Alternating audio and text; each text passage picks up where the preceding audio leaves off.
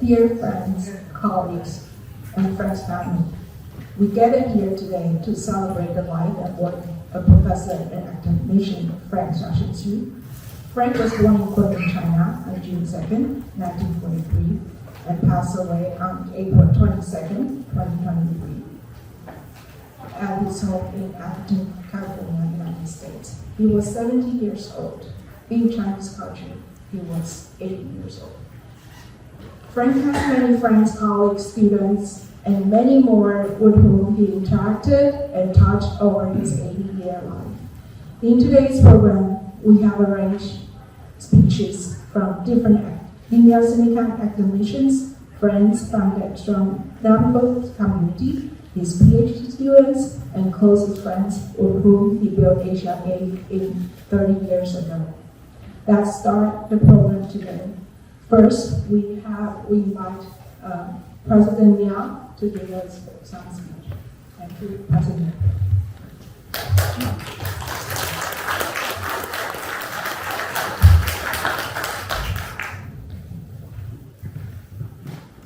Good afternoon, ladies and gentlemen.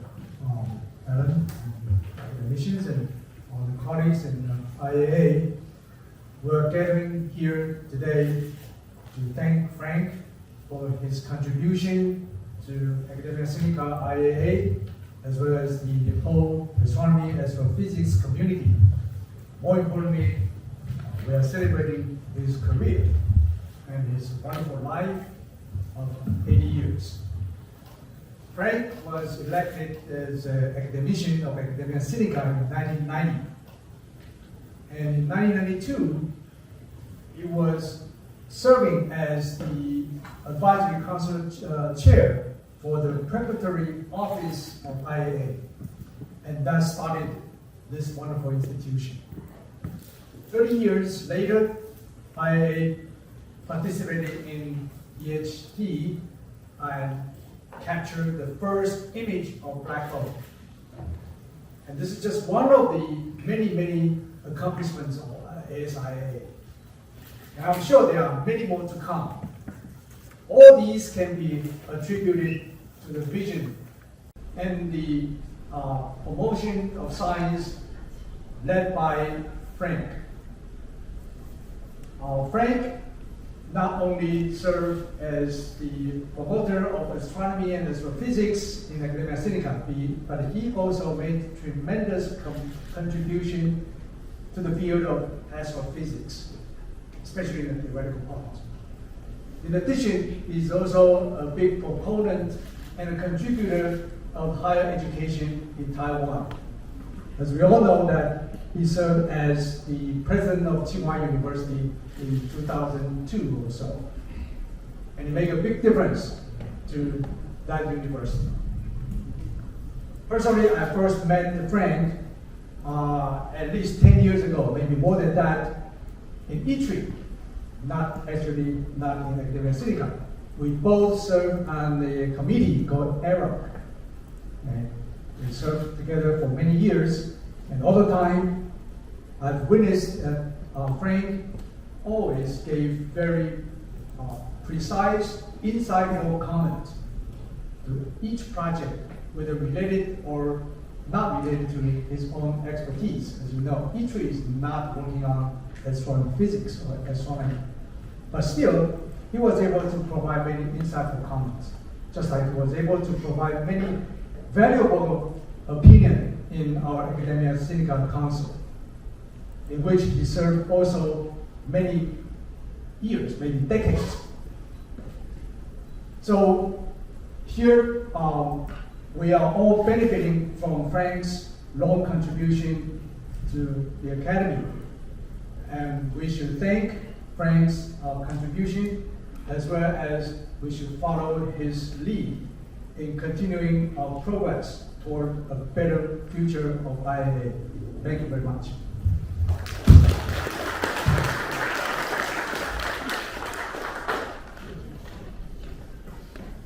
Thank you, President Liao. Now, next we have our director, Wen-Ping, to speak a few words.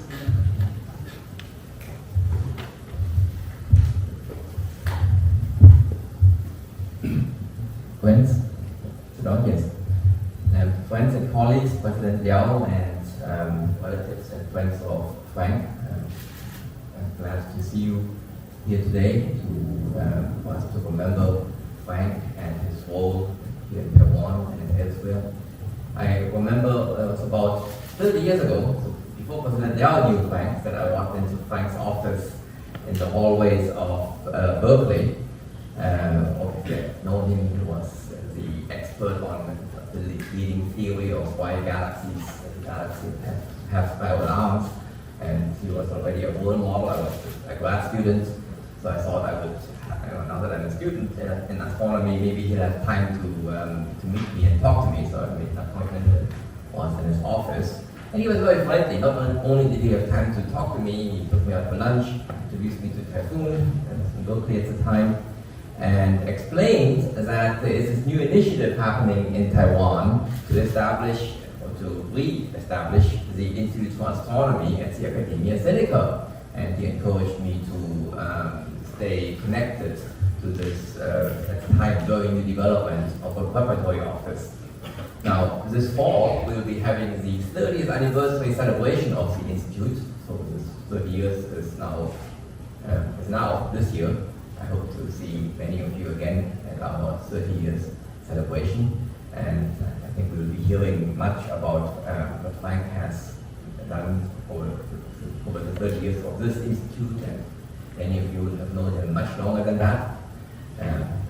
So I've seen the last years, and certainly that has had a big influence certainly on my career, on being here today. I certainly would not be here today without Frank, and on learning that you have to be able to think big and think out of the box, and that a lot of things are possible, but you have to try. So again, welcome, and we look forward to a very interesting selection of presentations today. Thank you.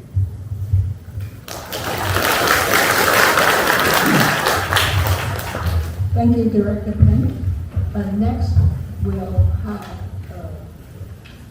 a performance by two very talented musicians, physicists, Ewine Lee, who is an associate professor at National Taiwan Normal University. She's particularly relevant in the sense that she also works in the areas of nation theory, and that's a way for her to show her respect. And the other one is also a physicist. He's a professor at Central University in the physics department, Yi-Jheng Lee. So welcome. In the meantime, we'll show a video reflecting Frank's life.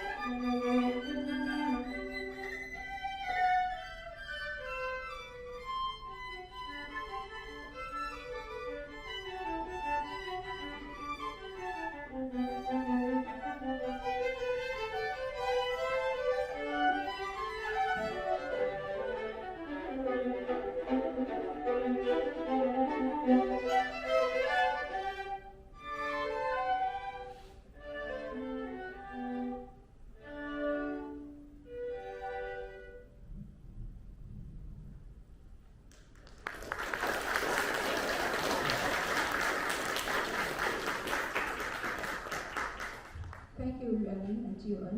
So we start official remembrance sessions. Now, the first one will invite Academician Chao-Han Liu.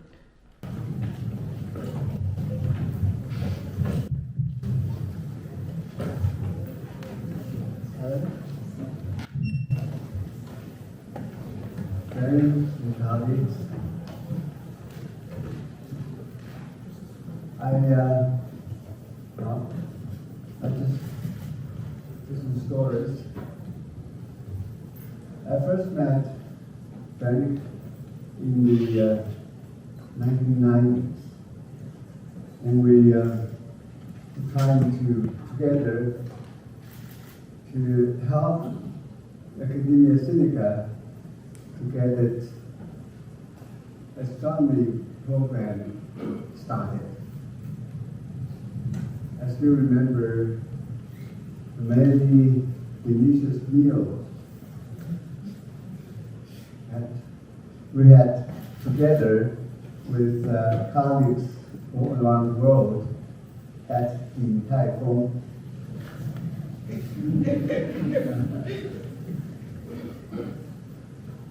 And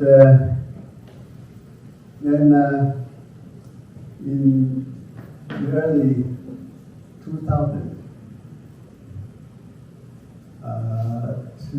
I think started in 2001, we started to unite Frank to give lectures to the best high school students in Taiwan at the Wu-Jian Science Camp,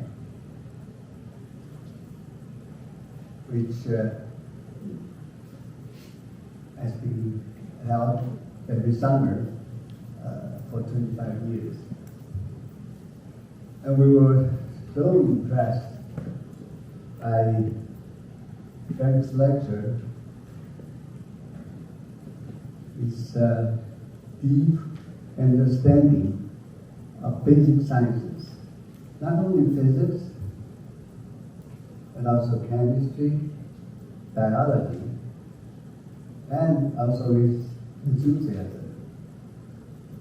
So we decided to invite him back whenever he had time, which he did come back to the science camp for quite a few times.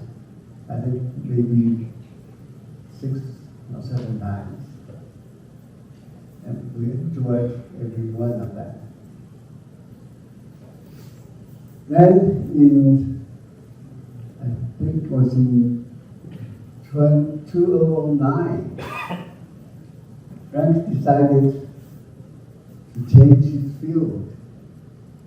He decided to change his field from theoretical astronomy, astrophysics, to climate change. He started the new area he studied, climate change. He started a very ambitious program, project, the Morton salt nuclear reactor, which finally led to the now quite successful super torrefaction project. Through its innovation, we actually see that achieving carbon negative and collecting carbon credit are now possible.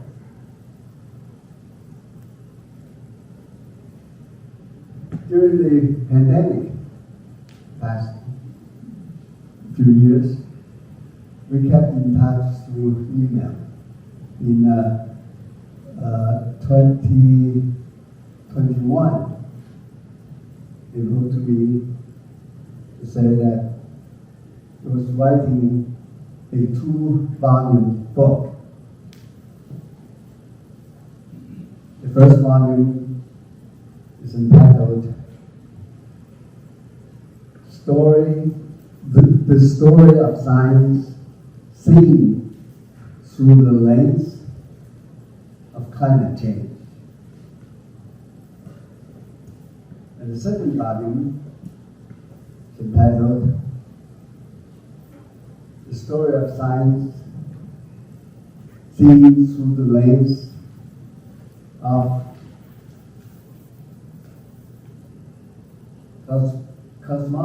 I don't even pronounce it. Cosmogony. Is that right? Cosmogony? And cosmology. Many of you probably know Frank likes to teach, and his style of teaching is to tell stories. And I cannot wait to see these 2 volumes published, so that I can read what stories Frank had to say.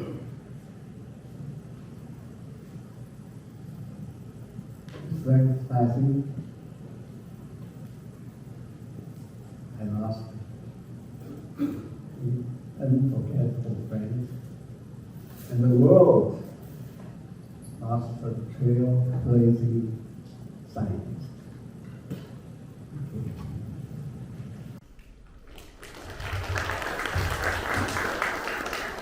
Thank you.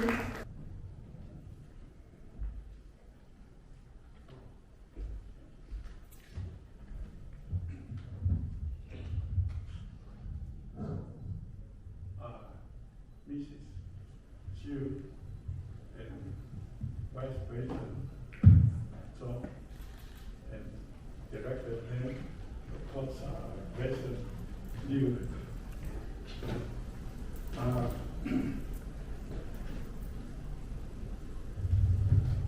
I just want to say a few words for Frank. Academician Frank Shu is a great scientist and also an outstanding educator. My first meeting with Frank was in 2000. I attended the American Geophysical Unit, or AGU, meeting in San Francisco. I spent one afternoon with Frank at UC Berkeley, and he asked me what I have been doing recently. So I said I attend the meeting, I present at the meeting my new corona heating mechanism. And we talked, he also asked me about other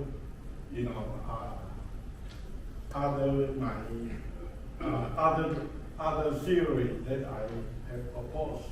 So we also talk about the electron cyclotron mechanism for Earth, for the emission of Earth's aurora kilometric radiation, and Jupiter decametric radiation.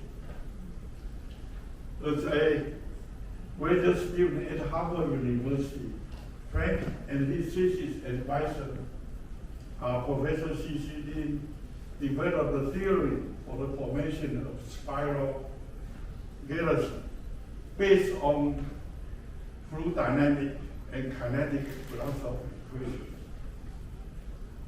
And President Liu just mentioned, in 1910s, Frank worked on the development of molten salt nuclear energy and bamboo energy.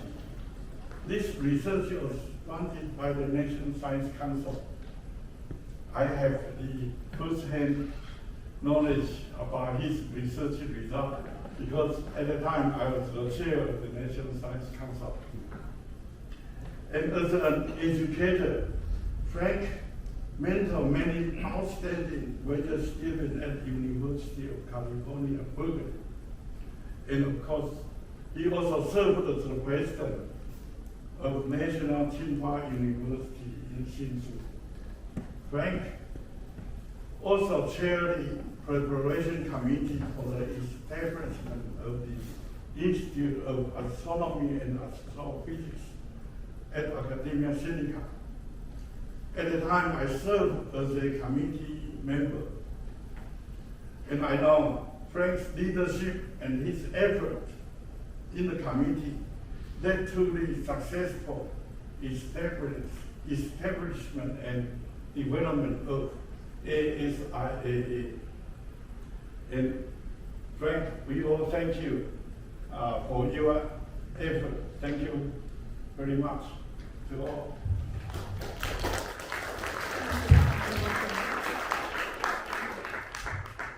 Professor Wen Ip is next.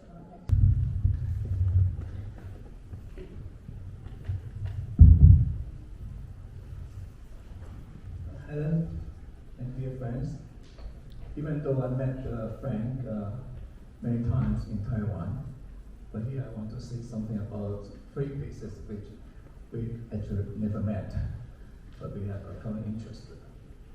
The first one is Wenzhou. Yeah. I think about 5 years ago I went to Wenzhou in Zhejiang. Some of you do not know it. It's a city. I went there because my wife, her family is from Wenzhou. I went to visit her relatives. I mentioned this because when I listened to Frank's talk lectures, for me, I always wondered how could anyone could speak with such a passion, compassion, confidence, and determination all mixed together. Yeah, I never seen someone like that. And I wonder where they come from, you know. So until 2 weeks ago, I read his oral interview by ABS, and I realized that his family came from Wenzhou. So it immediately dawned on me, of course, that's Frank, you know. Could not be anyone else, you know. Anyone in Wenzhou will speak like that, talk about how quick, you know, Wenzhou people are, and so on. So he will be a real son of Wenzhou. The second place I want to mention is very far away, which is the Centennial rings. I mentioned it because when I was pushing for this mission, Cassini-Huygens mission, actually 40 years ago or more, and on the way I realized that someone told me, oh, even Frank is writing some papers on the rings of Saturn, because he's quick in the density waves. He's applying his theory to the Panther waves, Panther rings of Saturn rings. And I thought to myself, oh, that means that if Frank is also interested in this problem, then it must be a very important problem, and I must be doing something right. And the other thing, finally, the other places I want to mention is UC San Diego. As you know, that Frank, he after Tsinghua, he went to San Diego, and I graduated from San Diego in my PhD. I went there in 1969. I got my degree there a few years later. So, but I went to a later year. In later years, I met my professors and so on and so forth, and reminiscing, about the good old days. And they told me that, oh, by the way, when I was at San Diego, I went to lecture classes by the beverages, Margaret and injected beverages. In fact, they were dominating the astronomy scene there. And so my professor, my mentor would tell me that, look, even though San Diego now is a great university, but in the 60s, in the 70s, the campus was like on fire. They're all the stars, and there are all these great scientists there. And then I read the news that the friend is going to San Diego. I thought that must be a reason for that. I think that it must be because some people there thinking that they want Frank to reignite the astronomy in San Diego. Yes. There must be a reason, because if you read his interview, he mentioned that who had the idea of trying to get you to San Diego? He was saying that, oh, must be Burbage, must be Jeffrey Burbage. But then I want to mention this. If you read this, I think that Professor Chao-Han Liu will remember that very well, because he also mentioned that when he was in San Diego, he was trying to make a very important project, realize a very important project, which is to have a building for research, housing the Taiwanese scientists located at UC San Diego campus. Yeah. He was very, I would say that he regretted very much that the project did not come through, for some reason. When I read that, I said, because I was part-time, sometimes I was I worked with the university system, Taiwan also. Then I read that part, I thought that is really something that I wish that the friend would very much to fulfill. And I hope that that issue will be fulfilled one day by the university community here. I think with the research like that, San Diego is a great thing. And if not enough, maybe the academic scene will help, make it happen. Thank you so much.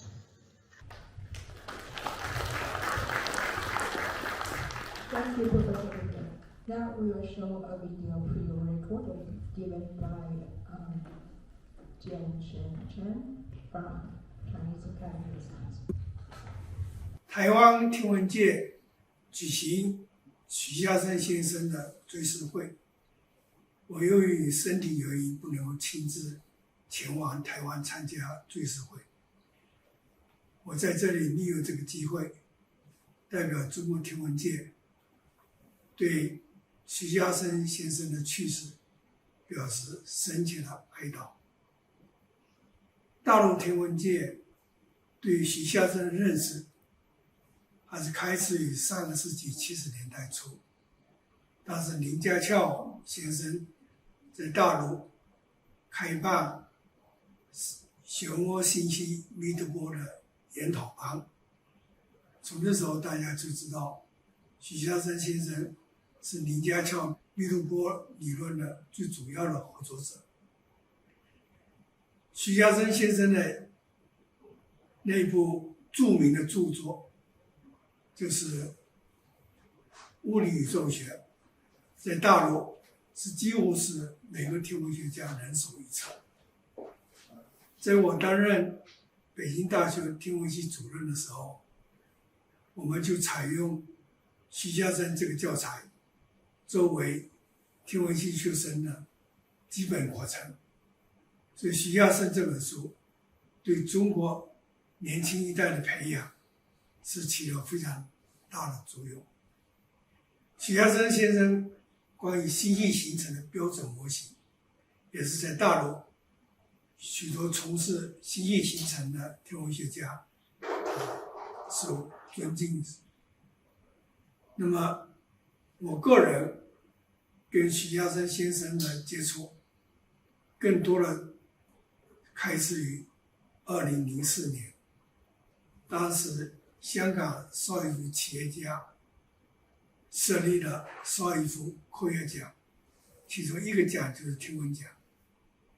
许家珍先生当时是第一任的邵逸夫天文奖评审委员会的主席，我是这个评审委员会的委员，所以我们一起共事了4年。许家珍对科学深度的理解是令人钦佩的，在他领导的邵逸夫天文奖主席的期间，特别是他一共担任4年，从2004年到2007年，他评选了2004年 People's 天文奖的天文奖，2005年米歇尔·迈约尔的天文奖，2006年给了3位超新星哈勃图发现宇宙加速膨胀，所以他领导的这个主席连续3年，后来这个邵逸夫奖都获得了诺贝尔物理学奖。许家珍先生对提高邵逸夫奖的国际声誉是起了非常重大的作用。2007年，邵逸夫卸掉主席这任以后，就推荐给杨振宁先生，让我继续当第2任的邵逸夫天文奖的评审委员会主席。那么在我担任主席的第2年，就是2009年，我们鉴于许家珍先生在天文学上的重大贡献，所以2009年的天文奖就授给许家珍先生。许家珍先生对北京大学科威里天文研究所的也是非常关心的。2006年，北京大学成立了天文研究所，聘任了林朝担任科威里研究所的第1任所长。许家珍先生经常关心天文这个K所的这个成长。现在可以告慰许家珍先生是北京大学科威里天文委员天体物理研究所，现在已经办得很好，已成为国际天文研究中心之一。他在国际的声誉，在排名里面已经进入了前50强，在亚洲仅次于东京大学。所以许家珍先生对中国天文的贡献，也是让我们这个永久怀念的。那么许家珍先生是国际上杰出的天文学家，他的去世对国际天文界是一个重大的损失。所以我在这里祝愿许家珍先生在天堂灵魂安息，也请你们代我转达对许家珍家庭的问候，希望他们节哀顺变。We will start next session, which is remembrance from astrophysical community. So we will start with the first one, given by Professor Wen-Ping, who was a Nobel winner of year 2020. Dear participants in the memorial in honor of our common colleague and friend, Frank Shu. First off, let me apologize that I'm not there with you to recall and celebrate Frank's life and work. So I can only express my admiration and homage from afar.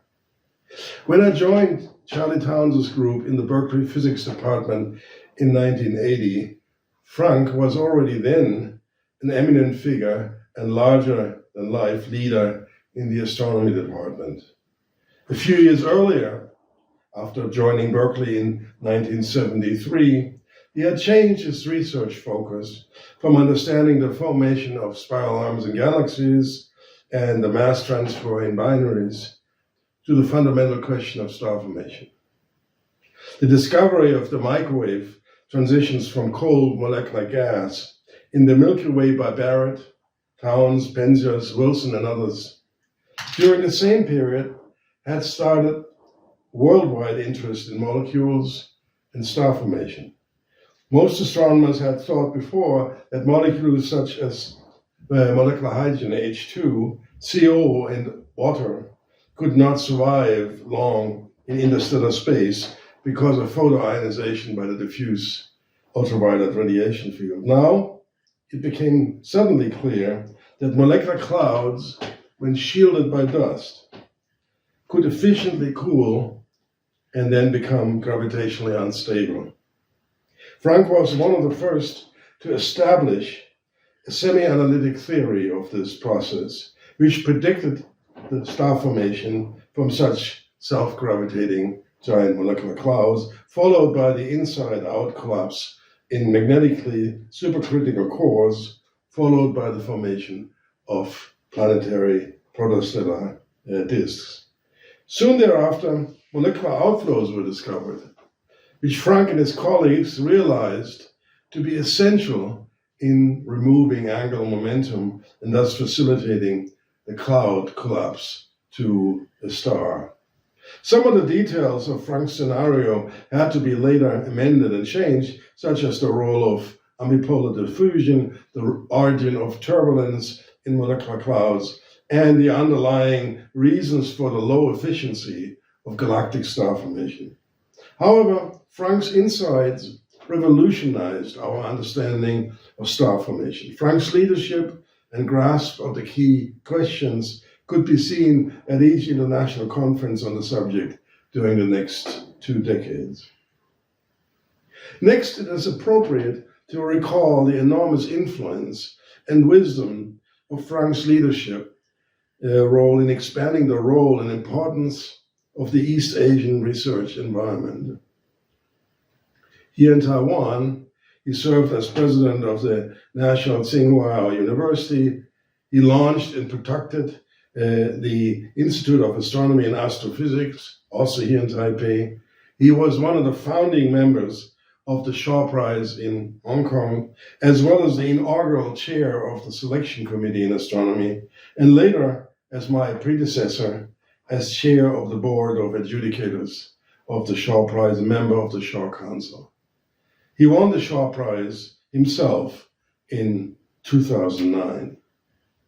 Frank Shu was one of the few wide-ranging top-level scholars. I recall his rapid-fire questions after talks in Berkeley. They were feared, but they were apt and to the point. His sharp and critical mind was impressive in discussions and personal interactions. His research focus again, this time to climate change and non-fossil energy production after returning to San Diego in 2006 also demonstrate this enormously broad breadth of mind. I've had the privilege to have known and interacted with Frank for more than 50 years. He will always be in my memory. Next is also a pre-recorded video captured by Professor Cruz from Berkeley. We are gathered here today to celebrate the life and accomplishments of Frank Shu. To me, he was a friend, a colleague, and a mentor. I arrived at Berkeley shortly after Frank did, and together with John Ahrens, Joe Silk, and later Mark Davis, we created one of the leading centers for theoretical astrophysics in the world. Frank led the effort in star formation and became the world's leading theorist in this field. He was instrumental in establishing the Center for Star Formation Studies, which brought theorists and observers together every month for almost 2 decades, from 1985 to 2003. At these meetings, Frank was acknowledged as the ultimate authority. His wit was much in evidence, particularly in his exchanges with Doug Lin, so the meetings always had a touch of humor. The center was very influential. As of 2012, a little over a decade ago, about half the PhDs working on the theory of contemporary star formation in North America came from this center. Frank had a major impact on my career. When he was unable to participate in the first Yellow Mountain Summer School in Physics and Astrophysics in 1987, he recommended that I give the lecture on star formation in his place. This led to my first research in star formation, thereby changing the course of my career. Frank was not only an intellectual leader, he was also a leader of people. While at Berkeley, he served as chair of the department and as president of the American Astronomical Society. As you know well, in Taiwan, he played an essential role in the creation of the Institute of Astronomy and Astrophysics, and he served as president of National Tsinghua University. His intelligence and high standards led him to succeed in each of these endeavors. What I find most admirable about Frank is that having reached the pinnacle of his career in both astrophysics and in leadership, he began an entirely new career as an energy scientist and engineer. It takes great courage to move into an entirely new field, and great genius to do that successfully. His work on molten salt reactors is unlikely to have an effect anytime soon because of misplaced public skepticism of nuclear power. But hopefully his work on carbon sequestration will provide another lasting legacy. Time waits for no one. Life begins, we grow, we age, and finally life ends. Frank's end time came too soon. He was still contributing to the effort to combat climate change and still an inspiration to us all. We miss him, but he lives on through his many accomplishments and through the people whose lives he touched.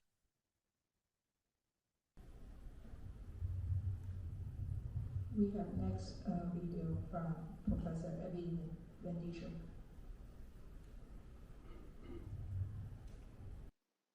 Dear Helen, dear friends and colleagues of Frank, I'm so sorry that I cannot be with you live today. My heartfelt condolences to all of you. Frank has been in my thoughts ever since he passed away, and I wish I had the chance to say goodbye and thank him personally for everything that he has done for me, for our field, and for science worldwide. Today we celebrate his life. Frank and I have known each other since the early 1980s, and he has played a critical role in my career ever since. We met regularly at conferences, where Frank was always the one that livened up the discussion. His 1987 annual reviews paper was seminal to set a framework for star formation theory, and the papers that he wrote with his students were hugely influential. It provided the physical framework for us astrochemists to follow the chemistry from clouds to disks, still in use today. I vividly recall Frank saying to me, "Ewine, you just have to do this." Putting on my head as co-editor of annual reviews, many thanks to Frank for serving on the editorial committee and then as associate editor in the 1990 to 2002 period. I have particularly fond memories of his stay in Leiden in 1996 as our Oort professor. Both his marvelous public talk, his stimulating lectures, I still do use some of his notes, as well as the social interactions we had then, including his participation at one of our famous Leiden PhD ceremonies. He also was the opening speaker at the 1996 IAU Symposium on Astrochemistry in Leiden. In 2000, I was fortunate to obtain a Miller Research Professorship, thanks to Frank's support, visiting Berkeley for a few months. A couple of years later, then President Frank hosted me kindly in Taiwan at Tsinghua University, lending me also his car and driver to tour around and making me feel like a real VIP. In 2003, I vividly recall a dinner at the Sydney Harbour with Frank, who was trying to relax me just before I had to give my invited discourse at the IAU General Assembly. Our paths have continued to cross regularly, for example, at the ELMA inauguration in 2013, but more notably in 2010, when Frank chaired the International Review Board of Dutch University Astronomy. Not only did he give us very sound advice, but he also masterfully dealt with the complex university politics. My last in-person meeting with Frank must have been in 2018 at the Shaw Prize ceremony that he won so deservedly in 2009. He not only celebrated outstanding science, but he also helped to channel some of the Shaw Prize Foundation funding to help astronomy education in developing countries as part of a new effort from the IAU. The more I talk, the more fond memories of Frank keep bubbling up. It has truly been my privilege to have known Frank. He was a very, very special person, and the field will certainly miss someone of his stature, wisdom, and kindness. Next is one from Professor. Hello, everyone. I'm sorry I can't be with you today. but I really do have one particular facet of Frank that I would like to share with you. Frank actually gave me the gift of scientific confidence, which for a young woman researcher in the 1980s was something very special indeed. At that time, I was a postdoc at Caltech, and Caltech was not really very interested in star formation, so I was kind of on my own, and Frank was the first person to point out to me that what I was doing was actually worthwhile, and he seemed to think it was interesting. This was a beginning. It set me on a great path. Then he invited me to star formation workshops. Well, they were a lot of fun on top of everything else. And I found out that in fact, he sustained this sense of confidence in me for the rest of my career in all sorts of ways. I can't speak too highly of what he did for me, and I'm immensely grateful. I also want to remind everyone, although I'm sure everyone does, that he wasn't just inspiring and charming and nice in general. He was really fun. And so I would like to say that I'm smiling today because all of my memories about Frank, bittersweet they now are, remind me that I smiled a lot when he was around. And so I'm smiling now, and I'm sure you're all joining me in remembering these happy moments with him. And thank you for letting me share this. Next video is one from Professor Scott Chen from Institute of Advanced Study. I followed Frank's career and his writings since I was a graduate student, when I read and was deeply impressed by his early papers with C.C. Lin on the density wave theory of spiral structure. I admired him partly for his extraordinary breadth. There was no aspect of astrophysics in which Frank was not interested, and few in which he did not make a significant contribution. His papers covered star formation, galactic structure, binary stars, accretion disks, the interstellar medium, meteorites, stellar winds, planet formation, cosmic rays, and many other subjects. Peter Goldreich and I competed with Frank and his collaborators in studying the dynamics of Saturn's rings. Frank and I had many long and enjoyable conversations about the rings and disk dynamics in general, and these gave me insight into how he attacked a problem. Despite Frank's impressive analytic skills, he always thought first about the physics of any astrophysical system, and was a master at order of magnitude arguments that illuminated the essentials of complex physics.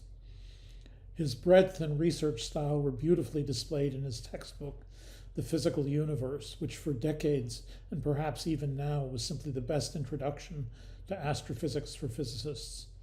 I recall that for years at MIT there were 3 introductory astrophysics courses, one for freshmen, one for junior physics majors, and one for physics graduate students, and The Physical Universe was used successfully as the primary textbook in all 3. He also wrote a 2-volume graduate textbook in theoretical astrophysics and served as a mentor to many generations of graduate students at Berkeley and elsewhere. Despite Frank's superb research record, he was an unusually conscientious and skilled administrator. He chaired the astronomy department at Berkeley, served as president of the American Astronomical Society, and was president of National Tsinghua University. In his later career, Frank focused his attention on climate change and advocated novel designs for nuclear reactors to provide green energy. He applied the same comprehensive knowledge of the data and skills at order of magnitude arguments that he's used so successfully in astrophysics research, but added a laser-like focus on the technical and political issues that needed to be solved to make this a practical contribution to solving the problem of climate change. There's a famous quote that in science there are 2 kinds of geniuses, the ordinary and the magicians. An ordinary genius is a fellow that you and I would be just as good as if we were only many times better. There's no mystery as to how his mind works. Frank was an ordinary genius, and this was one of the reasons that he was a role model for so many of us. When Frank did something, whether research or writing or leading an academic institution, we were inspired to try harder because we thought that maybe if we did, we could contribute as much as Frank. I hope and believe that this inspiration will continue for those of us who knew him, even after Frank's death.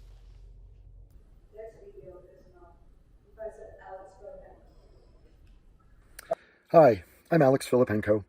Thank you for the invitation to speak at this celebration of Frank Shu's life, though I'm sorry to not be there in person. I'm currently at the Lair of the Bear, a family camp in the California Sierras. Frank was a highly valued colleague at UC Berkeley and a warm friend.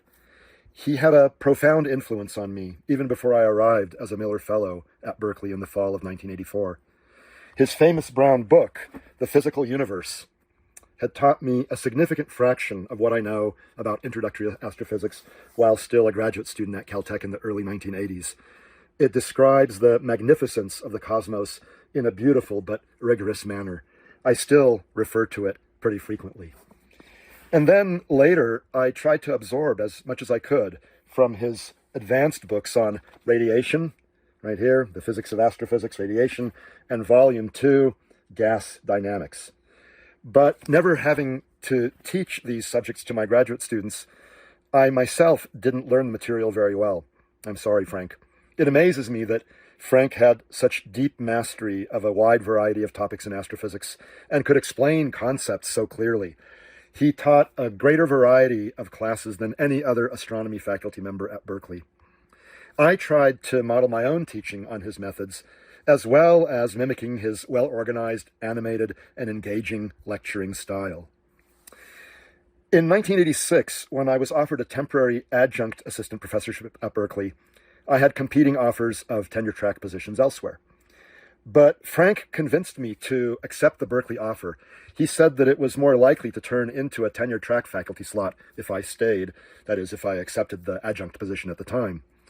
And the following year, when Caltech offered me to join their faculty, Frank was completely instrumental in retaining me at Berkeley. First, he pushed for early tenure. I got tenure almost immediately that year. And second, he argued that I would have a much greater impact on students at Berkeley than at Caltech. I had already taught Astronomy 10 with great success. That's the introductory class for non-science majors.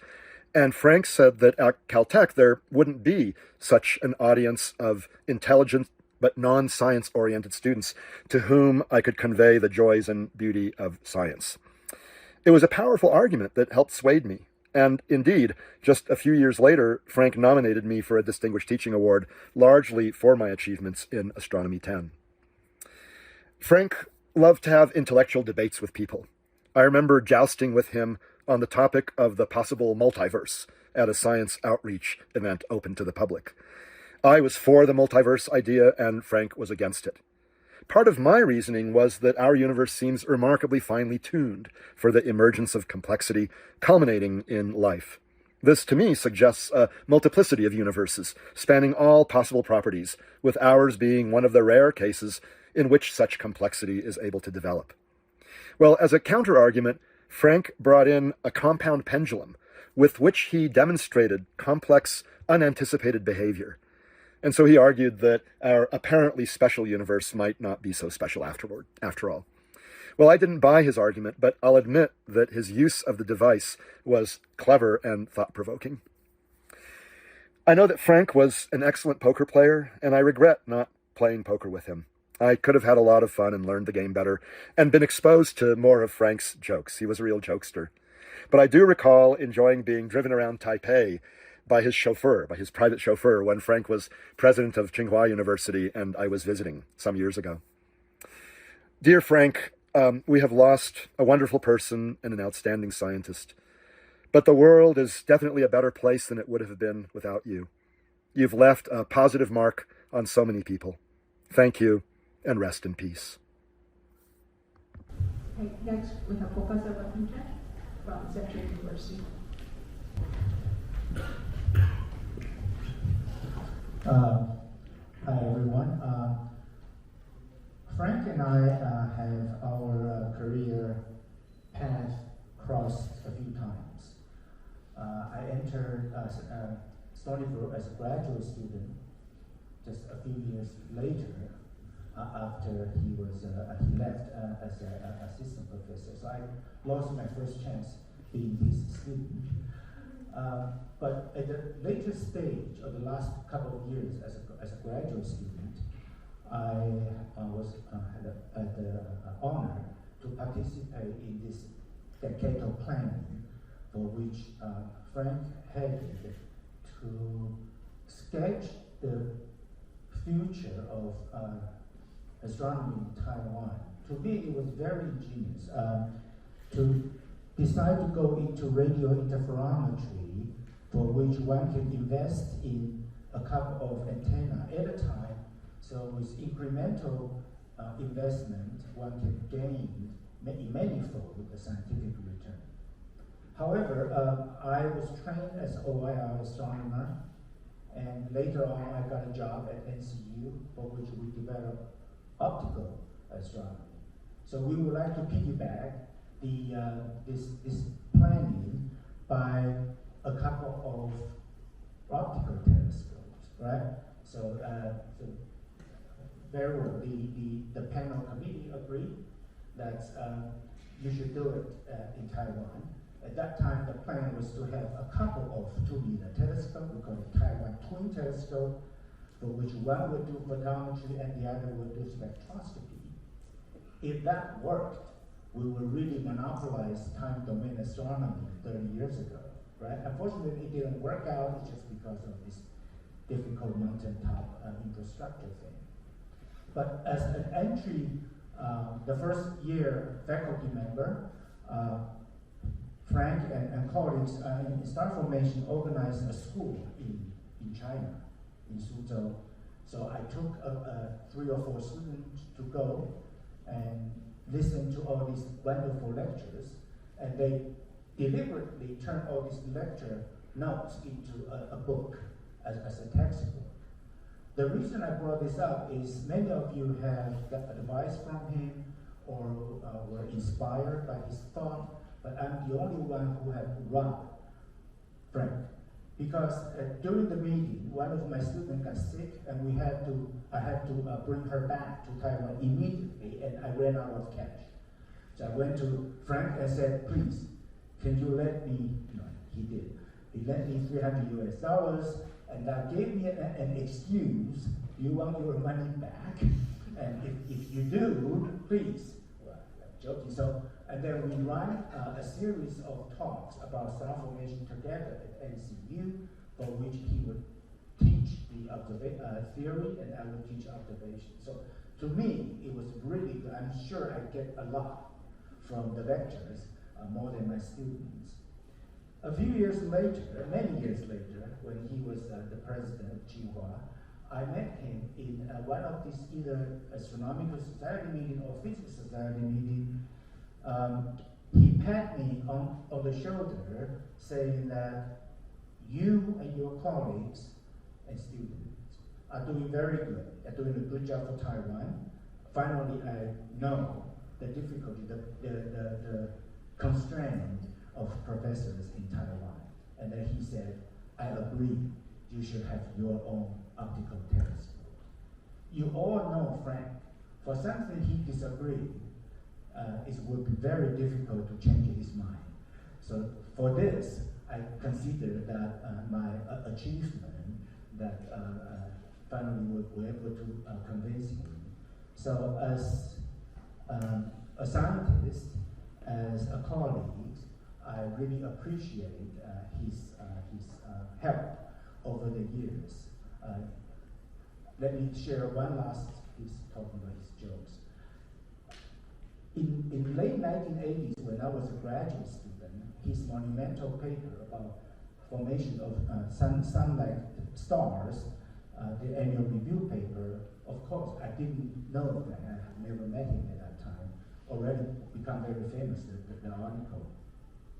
Later on, when I interact with him, I often would ask him questions, right? I say, for example, there are 2 models about stellar jets, just for example. And the standard answer, right, Frank, would be, yes, there are 2 models. One is right, and the other is wrong. All right. So thank you very much, Frank. You will be always remembered, and it has been an honor working with you. Thank you. We have Yi-Jheng from National Taiwan University.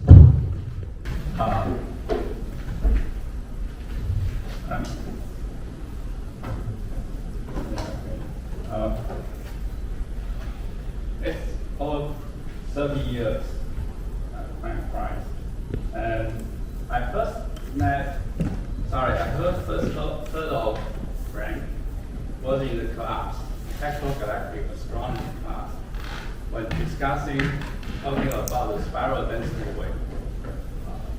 That's really impressed me. I said, geez, this guy is really smart. And so that's my first encounter with Frank. Then Frank actually wrote those books, as I mentioned previously, the physical universe. That was a well-written book. I remember when I was a first-year graduate student, I was told by the department chair, we need to take this qualifying exam using that textbook, the material inside in that textbook. And actually that book was so well written, it has become the Bible for astronomy grad students in the States. Frank actually elected us the AAA's president in 1994. I feel very proud of Frank because I, as a junior member of AAA's, actually voted for him. That's my first vote in AAA's. So that's my second close encounter with Frank. Finally, I met Frank in person back in the ASIAA here, when I took the postdoc position. ASIAA has only a handful of scientific staff at that time, no more than 5. Actually, Frank wanted to have this, staff formation workshops with more than 140 participants, with only 2 of us assigned the duty to organize this workshops. Me and those who don't. Next time. Yeah. Right, this is the site. You can see a lot of people still here. So actually at that time, I saw Frank fairly because we only have so few people. And magically, actually it did work. We did it. ASIAA's debut was a great success, actually. It turned out. And ASIAA has been put on the world's map of astronomy ever since. Starting from 1995, long time ago. Actually, this is my third encounter with Frank. So, next slide. There are two things Frank didn't like. Okay? He didn't like singing, he didn't like dancing. But he liked to talk shop, we all know that. So, Frank was born a leader, with people, and, a person with character and a brilliant mind, and with a soulful heart. We will all remember Frank's smiling face while telling jokes.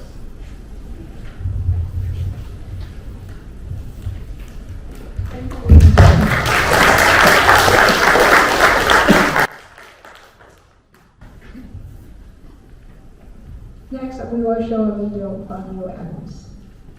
Please, thank you, listening. Here. Hello.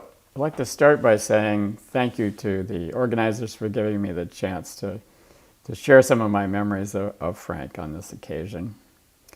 Frank was, of course, first of all, a tremendous scientist and a leader in our understanding of star formation. At the time that he really burst into the star formation field, we collected a lot of observations, but we didn't really know what they meant or what framework to use or how to test any theoretical ideas. There really weren't any testable ideas. And so his early work with Fred Adams, Susan Terabee, Charlie Lada, and others really provided the framework for much of what we did for a long time. And they were very simple, physically motivated, with clear explanations and testable predictions. And that was the key, that we really needed those kinds of things. So for that, Frank will always be an icon in the field of star formation. For me personally, it's the memory of his sense of humor and his kindness that sticks with me. I remember back in the very early days when we were first talking about what would be the temperature distribution of a protostellar disk. And when I told him I didn't quite understand what people were saying, he went to the blackboard and gave a very physically motivated, simple explanation of why that temperature distribution was what it was. And he just took the time to explain it very clearly. And at the meetings, he had a lot of fun because he would do things like impersonate a certain religious leader. He presented himself as the Reverend Sun Moon Shu and described the doctrine of the star formation that way. So we all had a lot of laughs about that. And then after the meetings in the evenings, of course, there were the poker games. And Frank was indeed a very serious poker player. He played hard and he played to win, and he particularly liked to relieve his good friend Doug Lin of small amounts of money.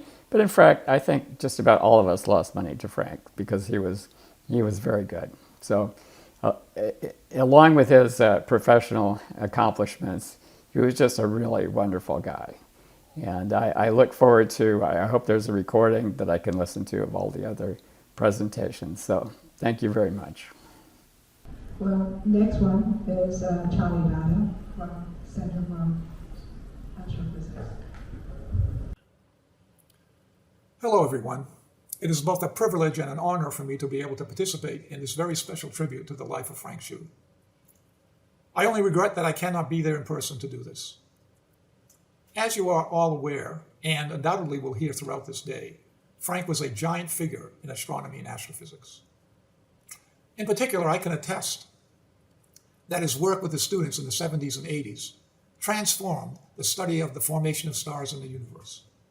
He essentially single-handedly provided the fundamental framework or skeletal structure upon which our very understanding of the physical process of star formation has been gradually built up over the ensuing decades. More than any one person, Frank's insights and seminal contributions elevated star formation research from a small niche enterprise to a very prominent level in the scientific community. In doing so, he also greatly elevated the significance of the research performed by all of us who worked and continue to work in this field. For that, we are all most appreciative and grateful to Frank. For me, personally, Frank was a terrific colleague, mentor, teacher, and of course, friend.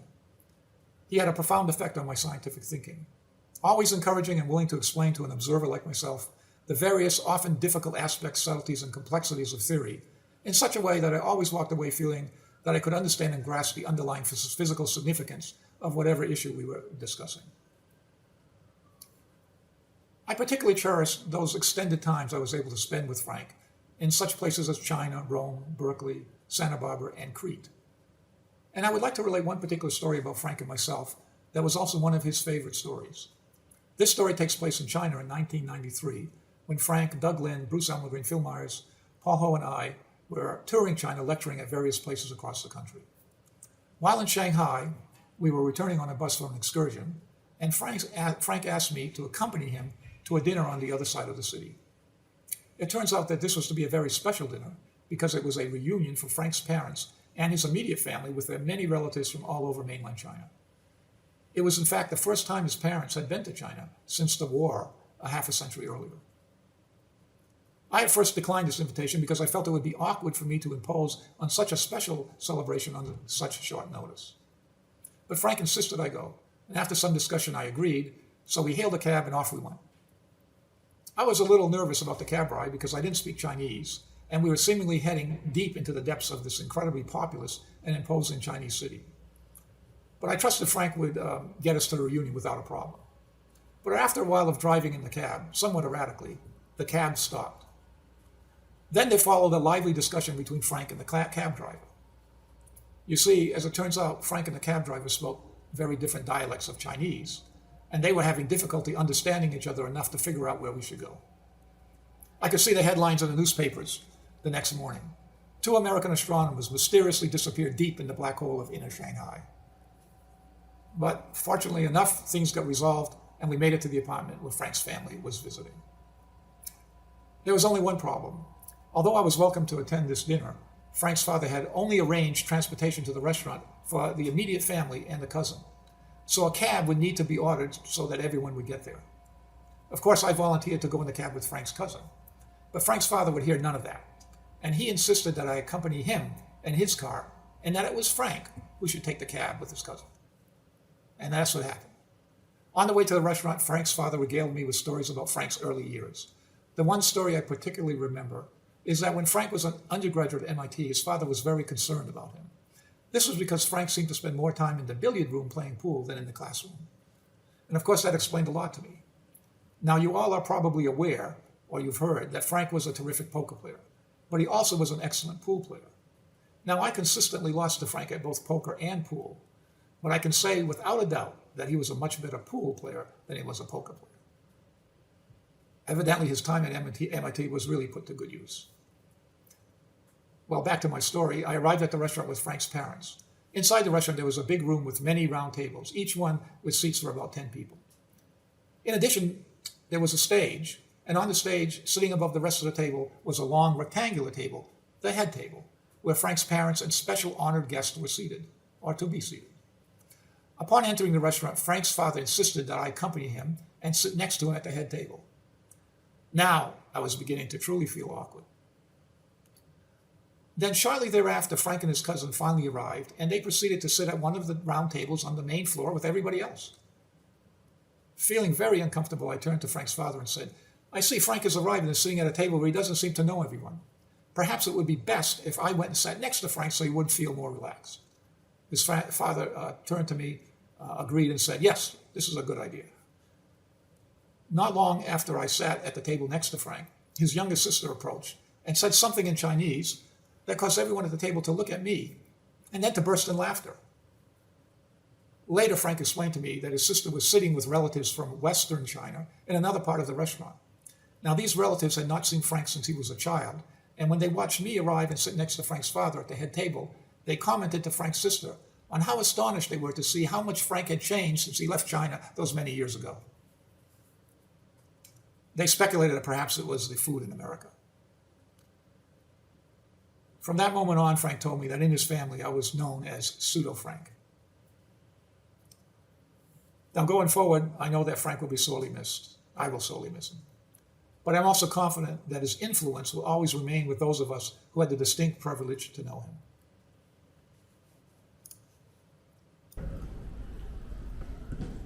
Next video is the long-awaited one from Douglas. Friends, colleagues, we're here to celebrate the life of Frank. By the Greek standards, that he has accomplished a wonderful life. And that standard is whether he's passionate.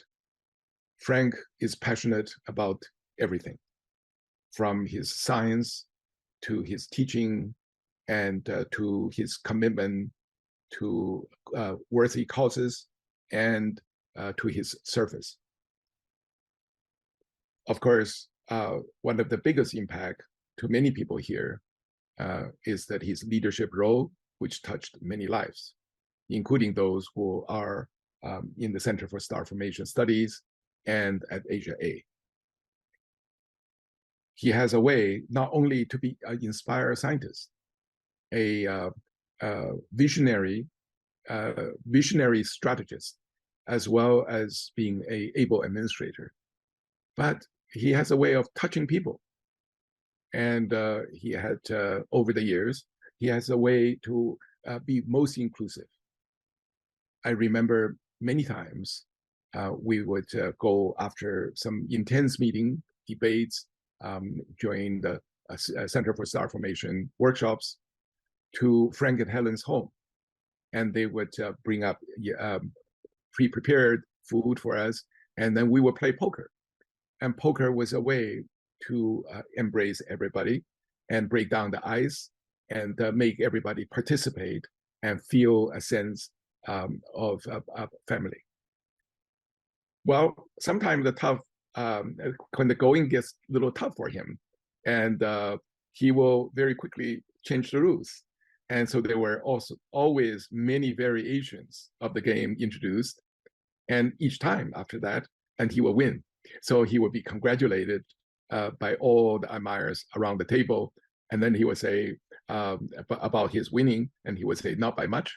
And then redistribute all his pot to everybody around. So the stake was very, very small. But the fun and chatting and how we got the blending and connection, and it was immense. This extended not only amounts to his students and friends, it extended to part of his approach to people around him, including my own family, how he has benefited my own family. And during one of the card games, on our way there, Frank suggested that he would like to give his car to Albert, as Albert just graduated from high school. Albert is my son, youngest son. So, and as we played poker, and he would sign over the ownership of the car, so I grasped this opportunity to tease him by saying that he came to the game with his own car. When he left, the name is no longer under his ownership is no longer under his name, and insinuating that during the night he has lost the car. But Frank and Helen had been there to be very supportive to the family throughout their graduations, weddings, and so on and so forth. So their generosity and their friendship truly touched us. I often went to Berkeley with him, and Frank's sense of direction is notorious. He would often get lost, and I found times I had to remind him that to go from Palo Alto to Berkeley, we only need to cross the bay once. And then he would reply that his lapse of sense of direction should not get in the way of his instinct to lead. And it's very important for him to take on that leadership. And in many ways, as we're celebrating his life today at ASIAA, and we notice that many of the people around here had been stimulated by him, has been recruited and persuaded and encouraged by him to participate in this very worthy and successful enterprise. He had done that same to me in his, as you know, he has a certain style which is more like a preacher than a just a ordinary friend. And when I was approached to lead the Kavli Institute for Astronomy and Astrophysics at the Peking University, and I hesitated, and Frank came to me. He says, "Don't worry, don't worry. There are many times that there will be challenges, but I have a secret weapon." Here, I learned this from Zhuge Liang during the Three Kingdom period, and he says, "I have put down some secret instructions, and that you can open up at time of desperation, and they will help you to get around all the challenging problems." Fortunately, I didn't have to use them, but 2 or 3 years later, the curiosity got the better of me. I thought I had to open it to see what's in it. And to my surprise, each of the envelope was completely empty. So it was at that time I learned the meaning of emptiness in the truest Buddhist sense. And today we reflect on all of these influence and all of the enthusiasms and all of the passion that Frank has given his entire life with the help of Helen along his way to every step along the way. And to me, Frank has made a difference in science, in society, in worldly cause, and in friends and family. Thank you. Next video is from David Hollenbach. Hi, I'm David Hollenbach. I retired from NASA Ames in 2008. I've lived in Berkeley with my wife from 1975 to 2005 and had an office at UC Berkeley. So I got to know Frank pretty well over the years. And I'm really thankful for the organizers for inviting me to share with you some of my reminiscences about Frank. I met Frank way back in the summer of 1963. It was 60 years ago at an astronomy summer school for undergraduates. Frank and I were undergraduates at Columbia University. It was sponsored by NASA and the Goddard Institute. However, I really got to know him at Berkeley in the 80s and 90s, where we worked together in the Center for Star Formation Studies. I had the extreme pleasure to work on a project with Frank in the mid-80s, 1980s. And I remember walking into Frank's office at Berkeley. And what did you see? Books. I mean, just stacks of books. I mean, hard to even find a place to sit. You could barely see out of the windows. They were stacked up on desks. I later found out that Frank was a speed reader, and I guess you accumulate a lot of books if you read one in 30 minutes. So this was before internet, when a book was a book. And it helps explain why Frank was such a walking Wikipedia of knowledge. So Frank was an essential part of the Center for Star Formation Studies, which, for those of you who weren't familiar with it, was a consortium of astrophysicists, mostly theoretical, faculty, students, postdocs from UC Berkeley and UC Santa Cruz, NASA Ames and Lawrence Livermore Laboratory, and was funded by the NASA Theory Program. It existed from about 1985 to about 2004, almost 20 years. And it met almost monthly for all-day workshops at NASA Ames. And we gave many summer week-long workshops in various locations, including Harvard and Wellesley, Taiwan, UC Berkeley, Lake Tahoe, but most of them were held at UC Santa Cruz in the summer. And so I'd like to share a picture of the executive council of that of the Center for Star Formation. Let me share screen here.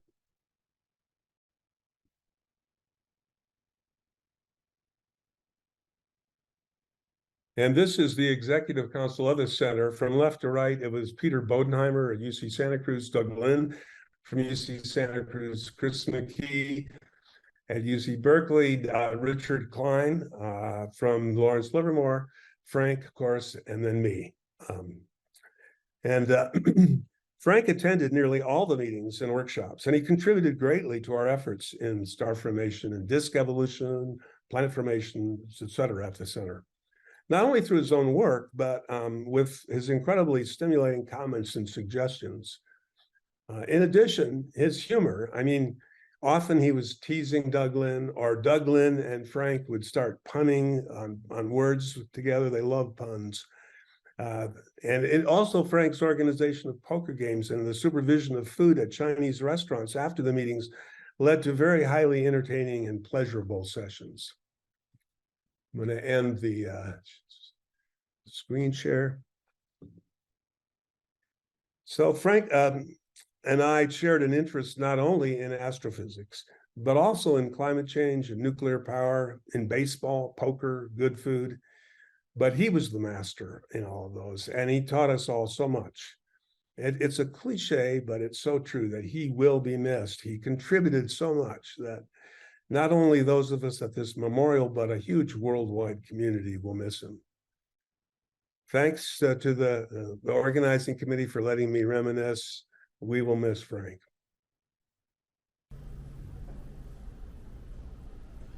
Next, we have Professor Shude from Tsinghua University, Beijing. Hello, this is Shude from Tsinghua University in Beijing. I'm the chair of the Department of Astronomy here. I met Frank only a few times, but he had a significant impact on my life. The story went back to my graduate student days at Princeton I did condensed matter physics as an undergraduate, but decided to switch to astronomy for a PhD, so I had no education in astronomy. The first day I arrived at Princeton, I asked a senior graduate student what I should do to catch up. He threw down a thick and heavy book on my desk. It was the book by Frank, The Physical Universe. So I bought my own copy and read from the beginning to the end in my first year. So in some ways, Frank initiated my astronomy education. When I met him at Tsinghua University, probably in 2015, and told him that I read his book, he was happy and proud. I loaned my copy of the book to another student, which unfortunately never returned. But I trust the book is educating another person just the same. Frank is a shining example for all the Chinese astronomers worldwide. This is firstly due to his scientific contributions to the field. His spiral density wave theory with Professor C.C. Lin and his star formation theory are all significant contributions to the field. Secondly, he rose to the prestigious position of the President of American Astronomical Society, demonstrating his abilities to navigate the political scenes in the Western academia. Lastly, he showcased his administrative skills as the president of Hsinchu Tsinghua University. When I heard he was sick and later his passing, I felt tremendously sad. We lost not only a great astronomer, but also a great mentor to the younger generation. May Frank rest in peace among the stars he loved and understood. Thank you. Thank you, Shude. Next session will begin the remembrance by his PhD students. First one is Dr. Johnstone, who is staying online very late. Can you hear me over here? It's not clear. You can hear me okay? Yes. Okay. I'm really sorry that I can't be there in person. I look forward to visiting Taiwan later this year and seeing many of my colleagues face to face. Frank Shu was my teacher, my mentor, my colleague, and my friend. Frank taught me the joy of scientific rigor. Can you please put the slide to the first slide, not the fifth slide? Perfect, thank you. Together with the Bay Area Center for Star Formation Studies, Frank taught me the exquisite pleasure of finding things out. He was always interested in the new. In fact, he was so interested in the new that from his office, he would look down at the Ferraris in front of the chemistry building, shake his head, and suggest to me that chemistry didn't actually need to be taught at university anymore. It was a solved problem and a trade. Next slide, please. Frank loved life. We've heard a lot about that, and we all recall the poker games till late at night and the jokes with Doug Lynn. My fondest memory, however, is of Frank push-starting my Alfa Romeo at NASA Ames, and then looking me directly in the eye and forbidding me to ever drive this hunk of a car to a Bay Area Star Formation meeting again. I still don't know why Frank was pushing the car while I was in it, pumping the clutch. Next slide, please. We've heard tonight about how much Frank loved food, especially Chinese cuisine. If I understand correctly, the only thing that the French did better than the Chinese was dessert. I actually remember my first experience going to Din Typhoon in 1995. Typhoon driving his van fast through the mountains, a very sketchy building that looked more like a fire trap than a restaurant. But oh, the food was awesome. and I got to learn a little bit more about Chinese culture at the end of the meal when Frank fought off Qi for the honor of paying for our dinner. I remember that well, the first of many such meals. Next slide, please. But one of the things I remember the most about Frank, beyond science, was his passion for culture, especially Kung Fu movies.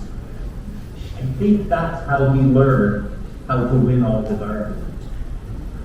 And the joy that Frank had telling tales from stories, such as the tale of the Monkey King, and especially the one where he bet Buddha that he could travel to the edge of the known universe. I have to thank Frank and Sieni too, for I have now read 2 different translations of The Journey West, and I am still picking information out of the book each time I read. Last slide, please. Finally, I'd like to recognize that Frank understood the importance of tradition. It was a custom for him to purchase for his PhD candidates their hood that he would then hood them at graduation. I follow that tradition myself now with my own graduate students. And every time I put my hood on to go and don theirs, I am remembered of Frank and this continual chain of education on down the line. Frank remains my role model. I'm often wondering, what would Frank do? And I am constantly hearing that voice in the back of my head reminding me to work hard, but that laughter is important, and most of all, enjoy life. I miss you, Frank, but you're there with me every day. Thank you very much for this opportunity. Thank you, Doug.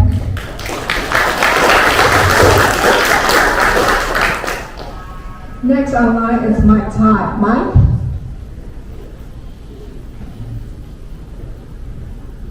Mike, are you there? Yeah, hi, I'm here. Okay. Hey, everyone. 5 minutes. Can you hear me? Yes. Okay. It's mixed feelings that I'm here, remembering and celebrating Frank's life. As I'm sure it's the same situation with every other student of his. Frank's wisdom has made tremendous impact on me, both in terms of science and in terms of life. I'd like to share 3 things he said to me, which is quite profound, and which I start to appreciate more and more as I work over myself. Frank used to say that whenever he gets a new student, the first thing he needs to do is to break them in. I was one of such victims. I was an arrogant young student who wanted to do theoretical astrophysics. He has taught me many things, to respect nature, to respect things he studied. But one of the most profound things he said to me was, electrons don't know direct equations. Electrons will behave whatever the hell they want to. And we made up these equations not to govern, even though we call them governing equations, but we made up these equations not to govern those objects of nature, but to describe them. I didn't think much of that statement at the time, but later on I started to realize, who are we as theorists to tell these things that happen in nature, how to behave? It's our humble purpose to study them, to understand them. And theory is only an idealization of the universe. And we're trying to make a small dent in its big mystery. So that was a very humbling experience for me. The second one is something he said about analytic work versus numeric work. He said to solve any problem, the amount of computation you do in your brain and the amount of computation you do on the computer, the product will be the same. That means if you think more, maybe the computer can work less. But if you don't think as much, you have to rely on the massive computing power to solve this problem. And sometimes you don't even know the answer is correct or not. Unfortunately, I have left a career of astronomy and pursued other interests. And for the last 1/3 of my career, I've been doing data science, artificial intelligence, and all that. These days, I have been overwhelmed by questions like, well, will things like ChatGPT replace us? When I think about that statement that Frank made, that we do have very powerful computers now, and we do have very complicated machines and models to do what we wanted to do.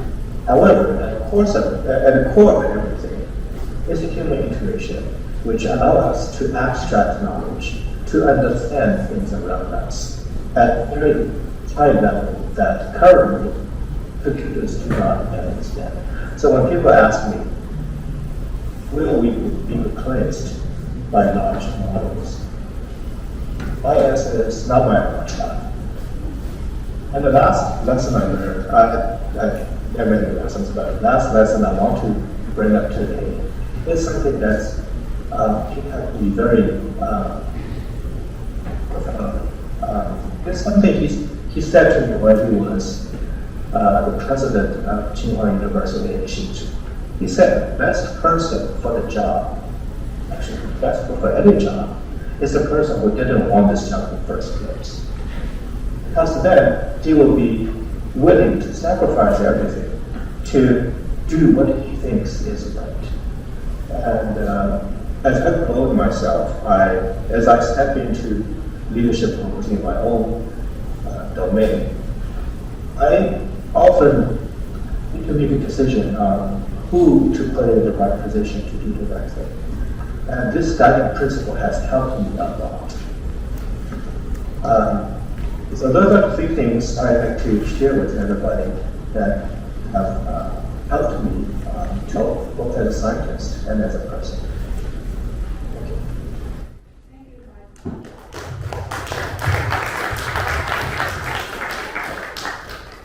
Next in line is Matthew Neal. Matthew, are you there?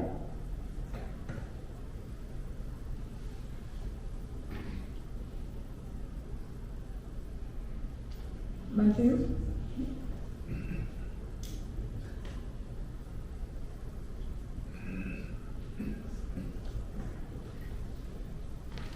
Matthew, are you there? Okay, so I think we'll skip Matthew for the moment and move on to the next in line. So.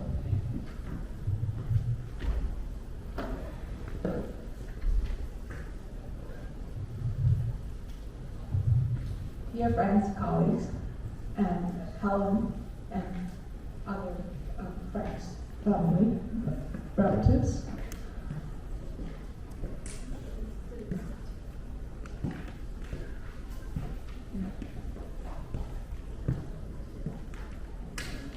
Here I'm representing 3 people in the reading of their statements that we like to share to people. The first one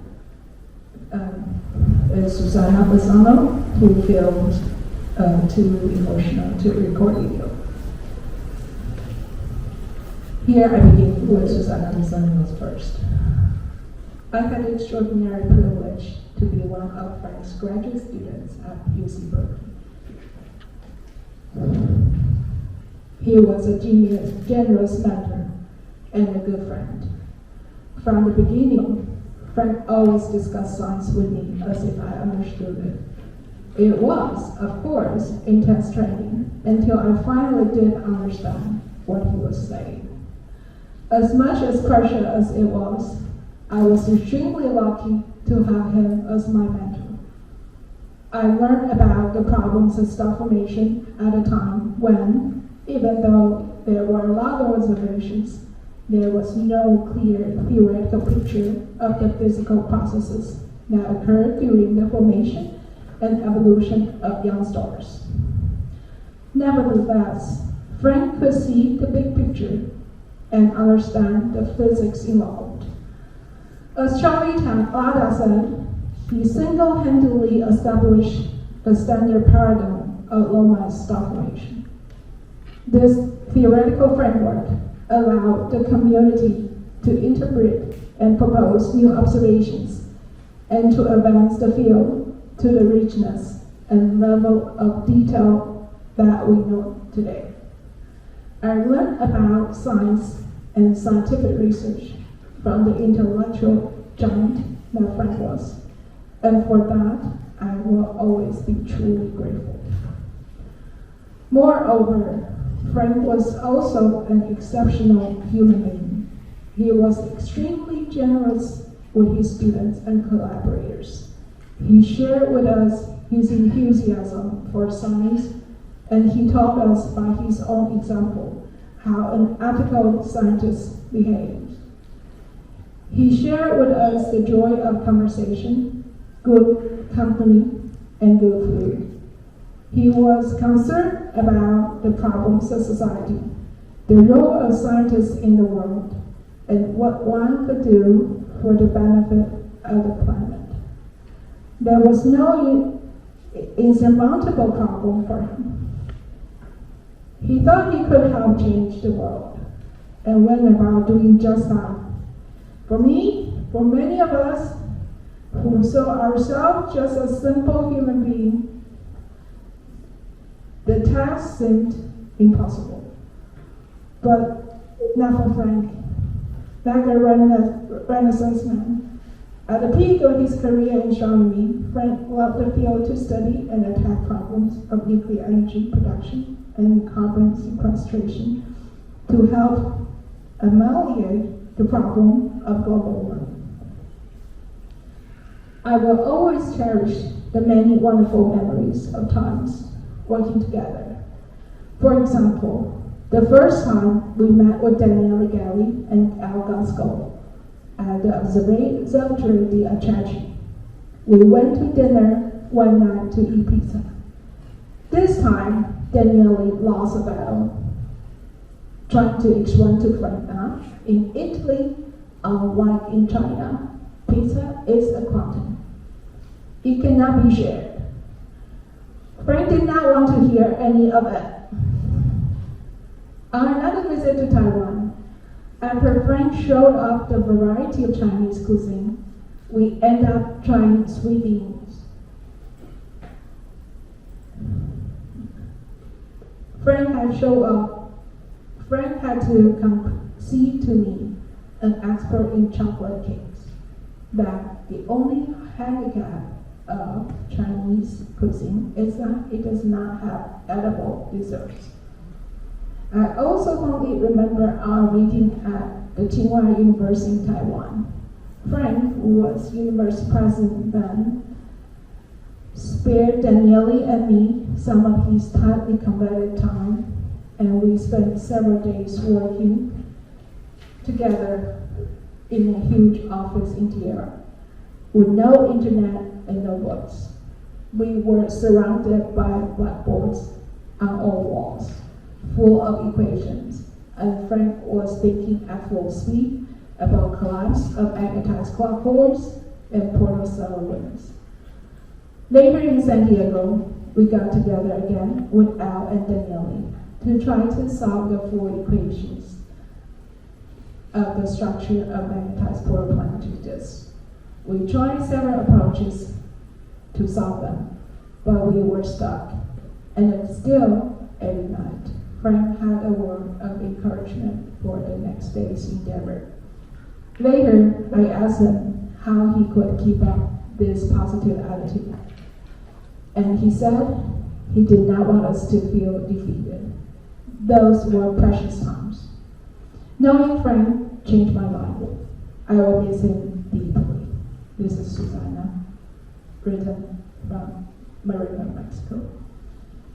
Next is Daniel, who also felt that he could not record a video. I still remember the heartbeat of my first meeting with Frank about my arrival at Berkeley. In front of me, an inexperienced and very confused foreign student stood his legendary man who had explained the spiral structure of galaxies when he was about my age. Quietly expounding his deepest ideas to me as if he were talking to a colleague. I needed a few days of study and a few books to understand the concepts that Frank had casually dropped in the conversation. If I can call the early encounters conversations. I was intimidated. Local students encouraged me. Don't be afraid, he's very nice. And yes, I soon found out what a nice person Frank was. Frank's scientific stature is immense. Yet when I think of him, my memory goes first to his qualities as a human being, to his generosity in the small and big things of life, to his loving concern for the welfare of everyone he was with.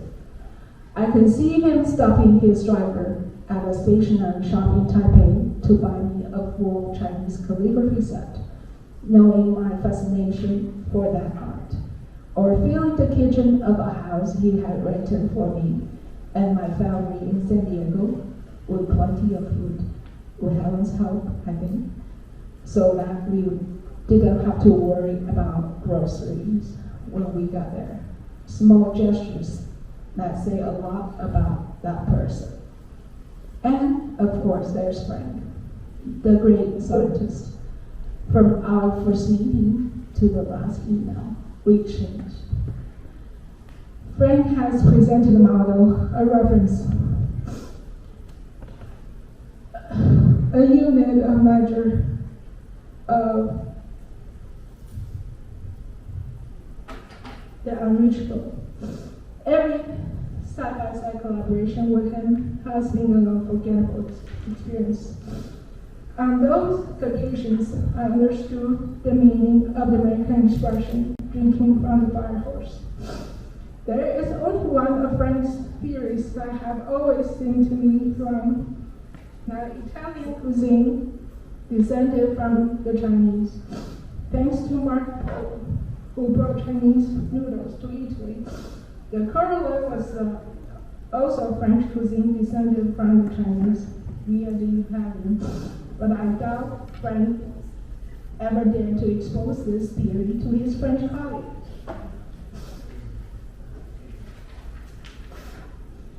And there's also Frank, the science writer and teacher. Although after 30 years of use, I have almost destroyed my copies of Frank's two volume set, The Physics and Astrophysics. Another gift from Frank with his handwritten dedication. I'm often surprised to still find in those books an illuminating explanation unnoticed before an original point of view, useful for teaching. I bet that no one who has once taken Frank's classes can prepare their own lessons without stopping from time to time to ask themselves, will Frank teach this in this way? Oh no, let's start over and try to do as Frank would do. How much effort in a mission impossible outcome for me to Frank's standards. But it is also in this effort that lies the legacy of a John Grayman. Thank you, Frank. Okay. Here follows a story. That's mine.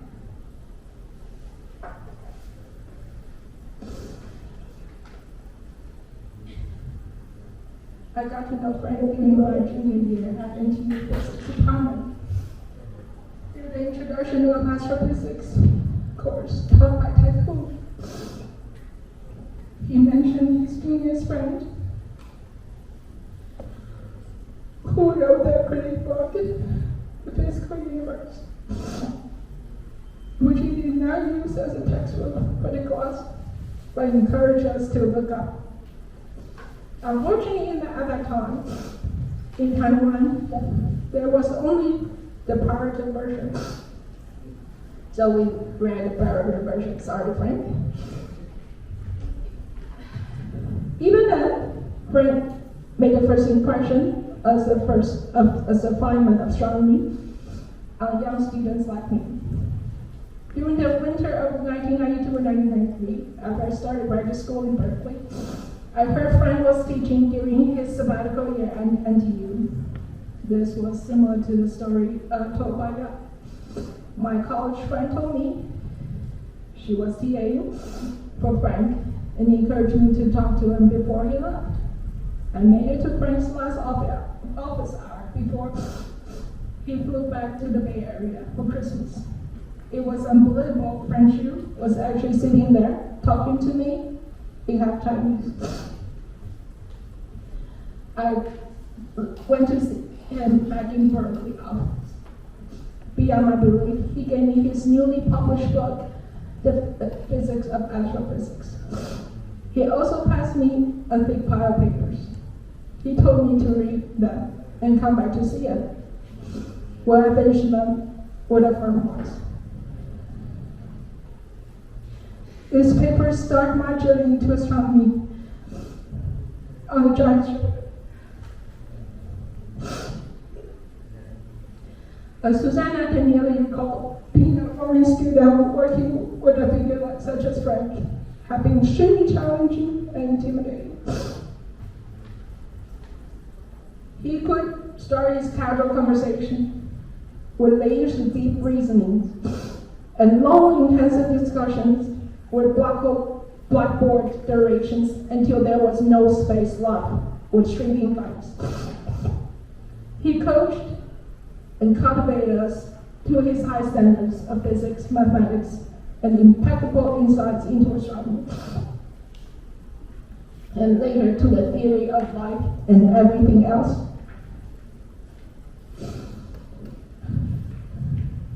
Working with Frank on the X-Men and meteorites was the biggest challenge in my intellectual journey and opened up my horizon in the physical understanding of the universe.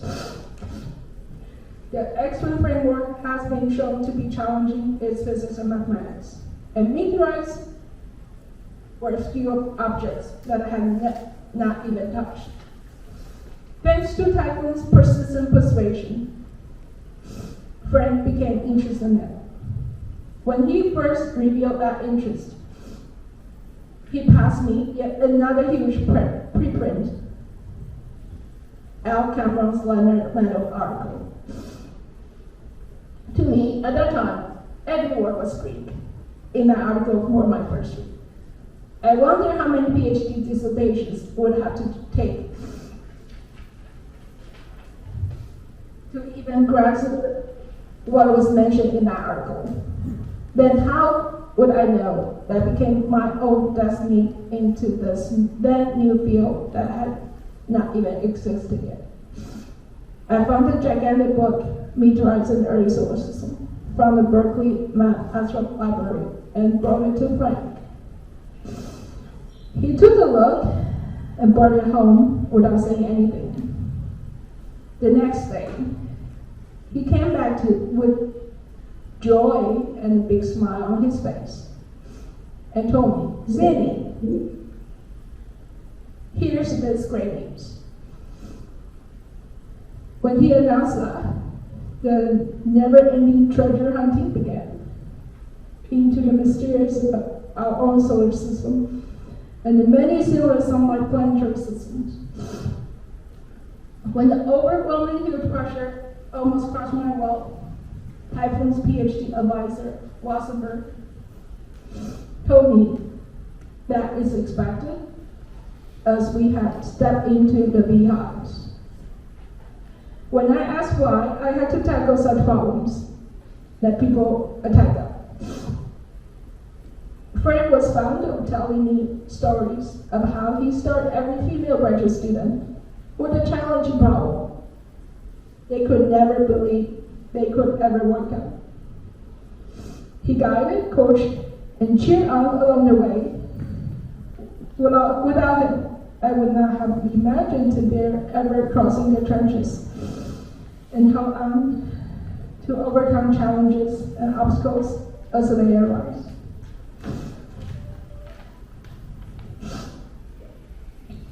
My life trajectories have forever changed since the time. He told me to be brave, adventurous, persistent, and perseverant. In life and work, he set himself as an unbeautiful example of putting passion into every problem he devoted to.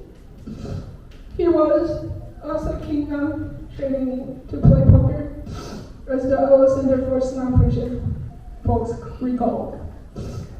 It's an essential skill to survive on our meetings. Frank, thank you for your lifelong inspiration. Okay.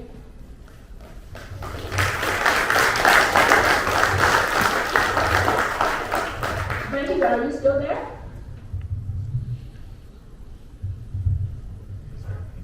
This might be there.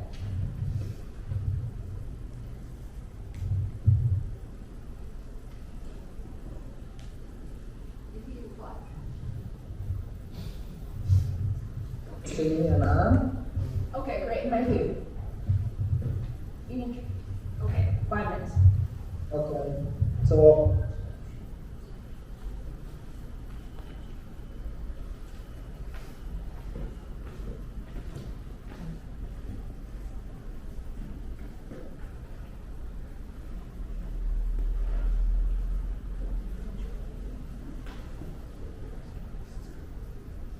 yes. So I am Tsing-Hua, professor at the Natural History Museum in Paris. I am very sorry my name does not appear, but I could not stop that out. And I want to thank Smith for having invited me. I feel very honored to pay my respect to Frank today. I met Frank in 1995. I was doing a PhD about meteorites, and at the time, Frank, Sydney, and a few others had published a very important paper on meteorites. And my supervisor sent me to Berkeley to work with Frank on some aspects of that work. I remember very vividly the first time I met Frank. It was in Sky. We are at the airport. I was very proud of this nice attention. And as soon as I arrived, he proposed me to work on something totally different, which was production of short-lived harmonic light in meteorites. And so did I. Accepted with enthusiasm, and I started to work with him and Sydney and Typhoon Lee and I with Glasgow. I stayed in Berkeley only 3 months. And this was really one of the most intense intellectual experiences I ever had. Very quickly, we made some progress. I benefited from very much from the generosity of Frank, and I took in a way very important physics lessons. It was like learning physics anew. It was very stimulating. And after 3 months, we almost had a paper. I then came back to Paris and started to work in the distance, writing papers at a pace which I probably never did after that. And in a way, that work with Frank about short-lived nuclides was the start of my career on meteoritics and astrophysics. I think a lot has been told already about Frank, and I just want to mention how much what he did with Tsing, Typhoon, and others, what's important in the field of meteorites. In a way, I think he made something like a bit of a revolution. Before Frank entered the game, meteorites were like quite old-fashioned discipline, looking very much at the objects with no feeling of the big pictures, the astrophysical big picture. And so Frank, what he did was to introduce that big picture. It was quite controversial at the time, but very much stimulating. And I believe that if now many meteorologists are collaborating with astrophysicists and try to put the data, the many data, sometimes too many data, they try to put them into some astrophysical context, not everyone, but many of them, or some of them, it tends to form. So I think, as far as I can judge from my meteorologist's point of view, he really introduced what I would call a very important revolution. And in a way, all of us who try to connect meteoritics with astrophysics are from here. And besides that, I will remember Frank's generosity and commitment to the science.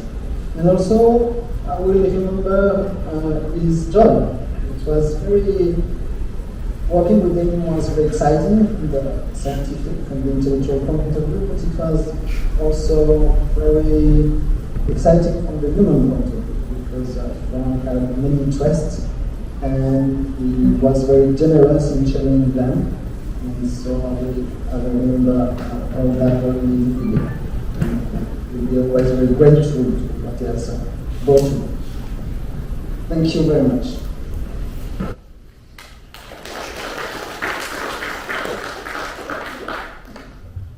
Thank you, Matthew. Next section will be special one. Now, it is from friends who worked with him over the past 30 years to establish an institute. The first one will be Typhoon, represented by his wife, Wen-Ping.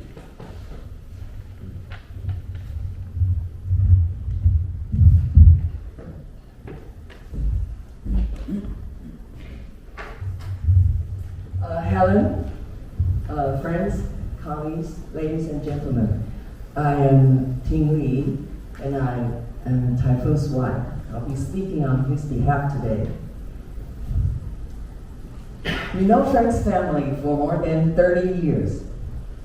Frank's father, Dr. S.S. Shu, the famous and reputable mathematician, engineer, and educator, was the chief witness at our wedding back in 1973, when Dr. Shu was the president of the National Tsinghua University. And 31 years later, Frank also acted as the chief witness at our son, Hansen's wedding, when he became the president of the National Tsinghua University. So it happened this way because Typhoon and our son, Hansen, they both were graduated from the same university, Tsinghua University. And I was the outsider, okay? I would graduate from National Taiwan University and all this gang of Tsinghua University. And also, I think we have this arrangement because Typhoon has a long-term friendship with Frank's father, and he and Frank's father were even once a comrade against the Minister of Education in Taiwan over some education-related issues. In 1990, Frank became the academician of the Academy Seneca. Typhoon invited him to visit and gave talks at 4 or 5 colleges and universities. Together, they exchanged ideas about how to strengthen the astronomy in Taiwan.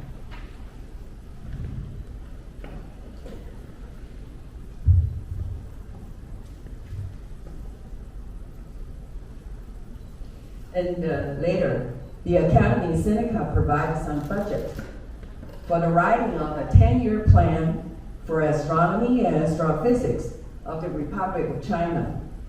Now, this plan was written by mainly 6 authors, including Frank, Typhoon, Ewine, Paul T, Fred Lowe, and the Wen-Ping Chen, and some of them are here today. It became the blueprints for the development of the astronomy in Taiwan. The 10-year plan covers 3 plans, but 2 plans were more important to mention. One plan was to join the SMA. At that time, originally a total of 6 pairs of elements were planned to be built in Big Island, Hawaii, and financed totally by the Smithsonian Institute. However, by some magic, it turned out that the Academy Sinica financed 2 extra pair of elements, and this change has increased Taiwan's observation time significantly.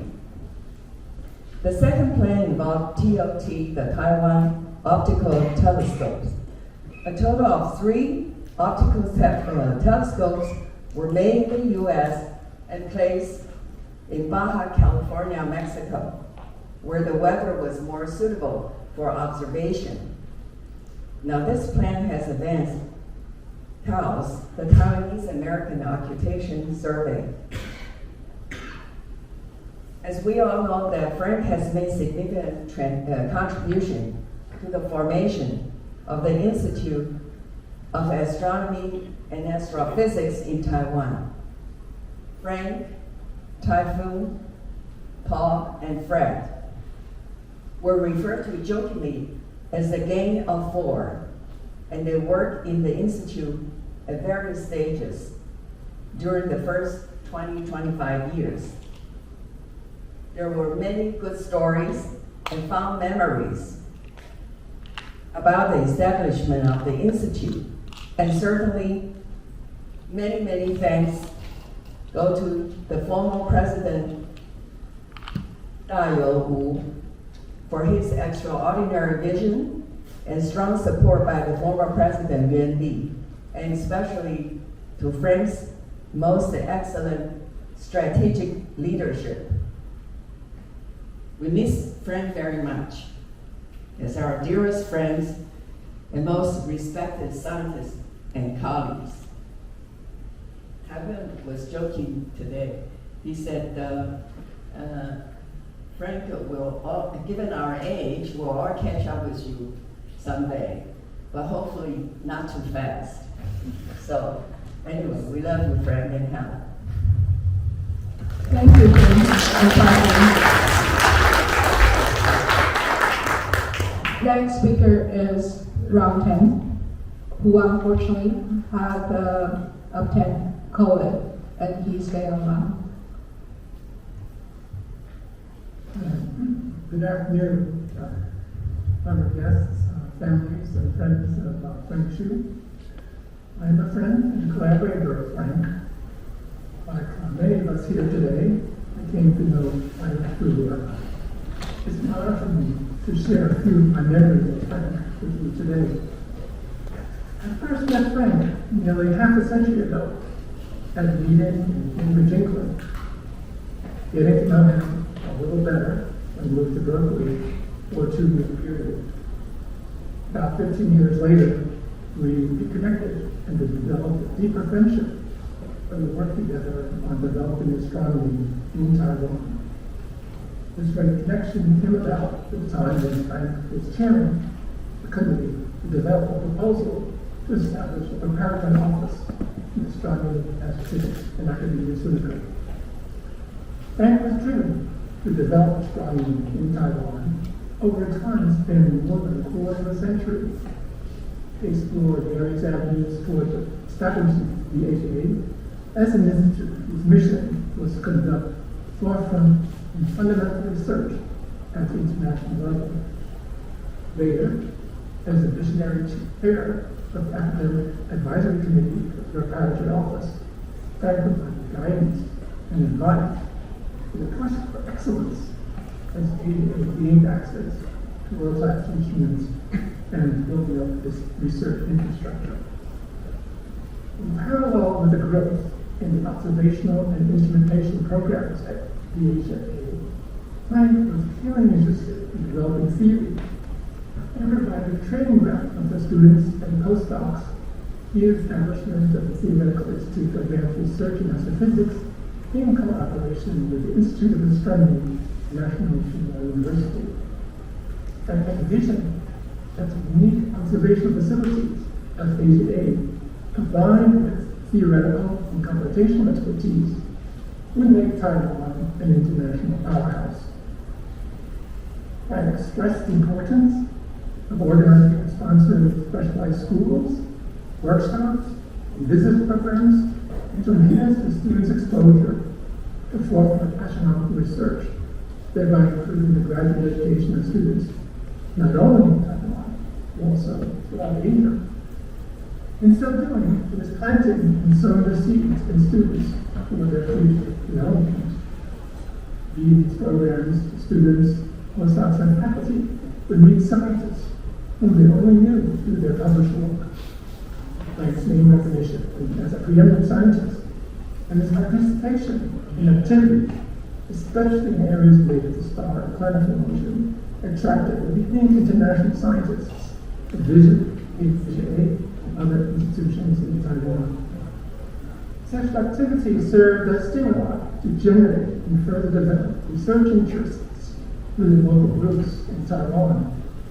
The seeds that were planted during this period sprouted to produce several generations of postdocs and faculty at research institutions and universities, not only in Taiwan, but worldwide, eventually accomplishing human resource development in Taiwan that Frank conceived.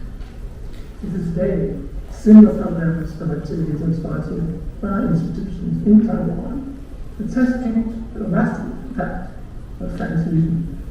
He truly made a difference by providing a successful roadmap for astronomy development. After Frank joined the ASIAA, Yi-Jheng collaborated both within the research related to the growing crisis of global climate change. Frank directed his efforts on multi-cell technologies with applications in biofuels, waste management, and nuclear energy. In his most recent work, Frank promoted the use of molten salts to supertorify biomass into biocarbon products in an oxygen-free environment. Personally, I have many of Frank's dedication and perseverance in everything he pursued. When collaborating with him on research, I would receive several versions of documents in a given day. It was very intense, but it was quite rewarding when we completed.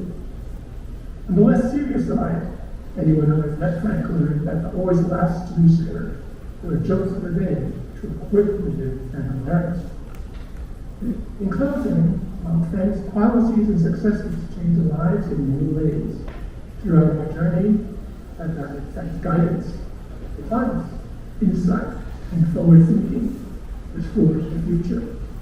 He was always generous with his time, and I treasure our years of friendship and collaboration. Frank is so arranged, but his spirit will be with us.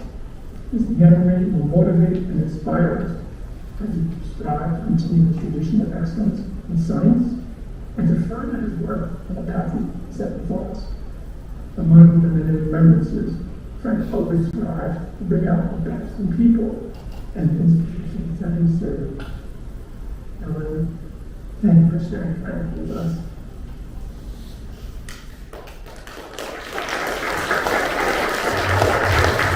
Thank you, Ewine. Next is You-Hua.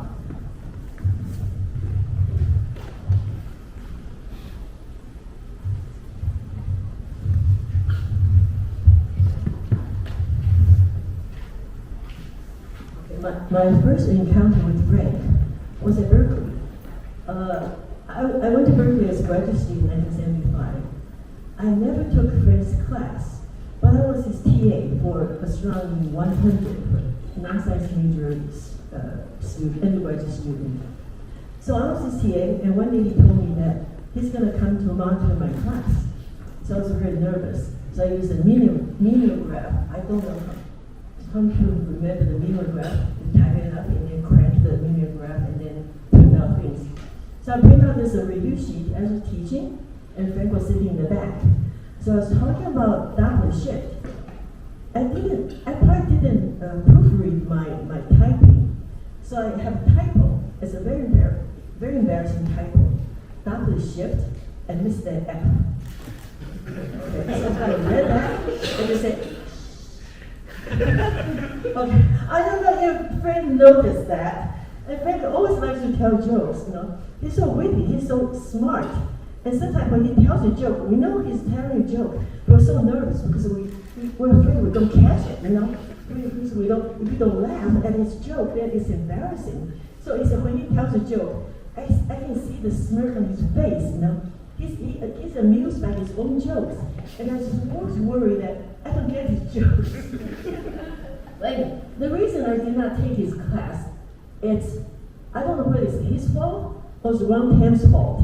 Because when it's time for me to take stellar astrophysics, 1976, Frank used to teach stellar astrophysics, but that semester, that quarter was taught by Wen-Ping. So I took stellar astrophysics from Wen-Ping. But nevertheless, many years later, when I taught stellar astrophysics, I tell people two things. First, I said, Professor Frank Shu always said, stellar astrophysics, very simple, only 4 equations. Hydrostatic equilibrium equations, mass equation, tensor gradient equation, and luminosity equation. If you know these 4 equations, you solve the whole problem. Okay, but the devil is in detail. Okay, so I always tell people, Frank was so smart to say, there's only 4 equations. The other things I tell people proudly is that the star formation. So Frank has this star formation equation based on this kind of theory. I always tell people that when Hubble Space Telescope first took the image of accretion disk, the protostellar disks, the adjunct disk and the phazon disk, and that's the time when people say Frank was right. He was such a genius. He broadcast all these images. You know? So we finally proved that Frank was right. So he was such a genius. I always look up to Frank. Although I don't have a very close connection with him, I was not taught by him. I always look up him like the greatest astronomer, at least the greatest Chinese astronomers. And like Christians always go to Jerusalem to retrace God's steps. Okay, so last Friday, I went to Morelia. I was in Morelia, and we took this picture at the bottom. So the person standing back is Susanna Mazzano. She told me she would not attend this service today because she said she'll be too emotional, she'll cry. So that's, okay. And then in front of this is me on the left, and then Gustavo Bourgeois on the right. And Gustavo took scholarships from Frank. So Frank will forever, the greatest astrophysicist in our mind. And in addition to this academic achievement, Frank is also instrumental to the establishment of ASIAA. So for that, we're very grateful for Frank and Helen Shu. So we'll remember Frank forever. Thank you very much.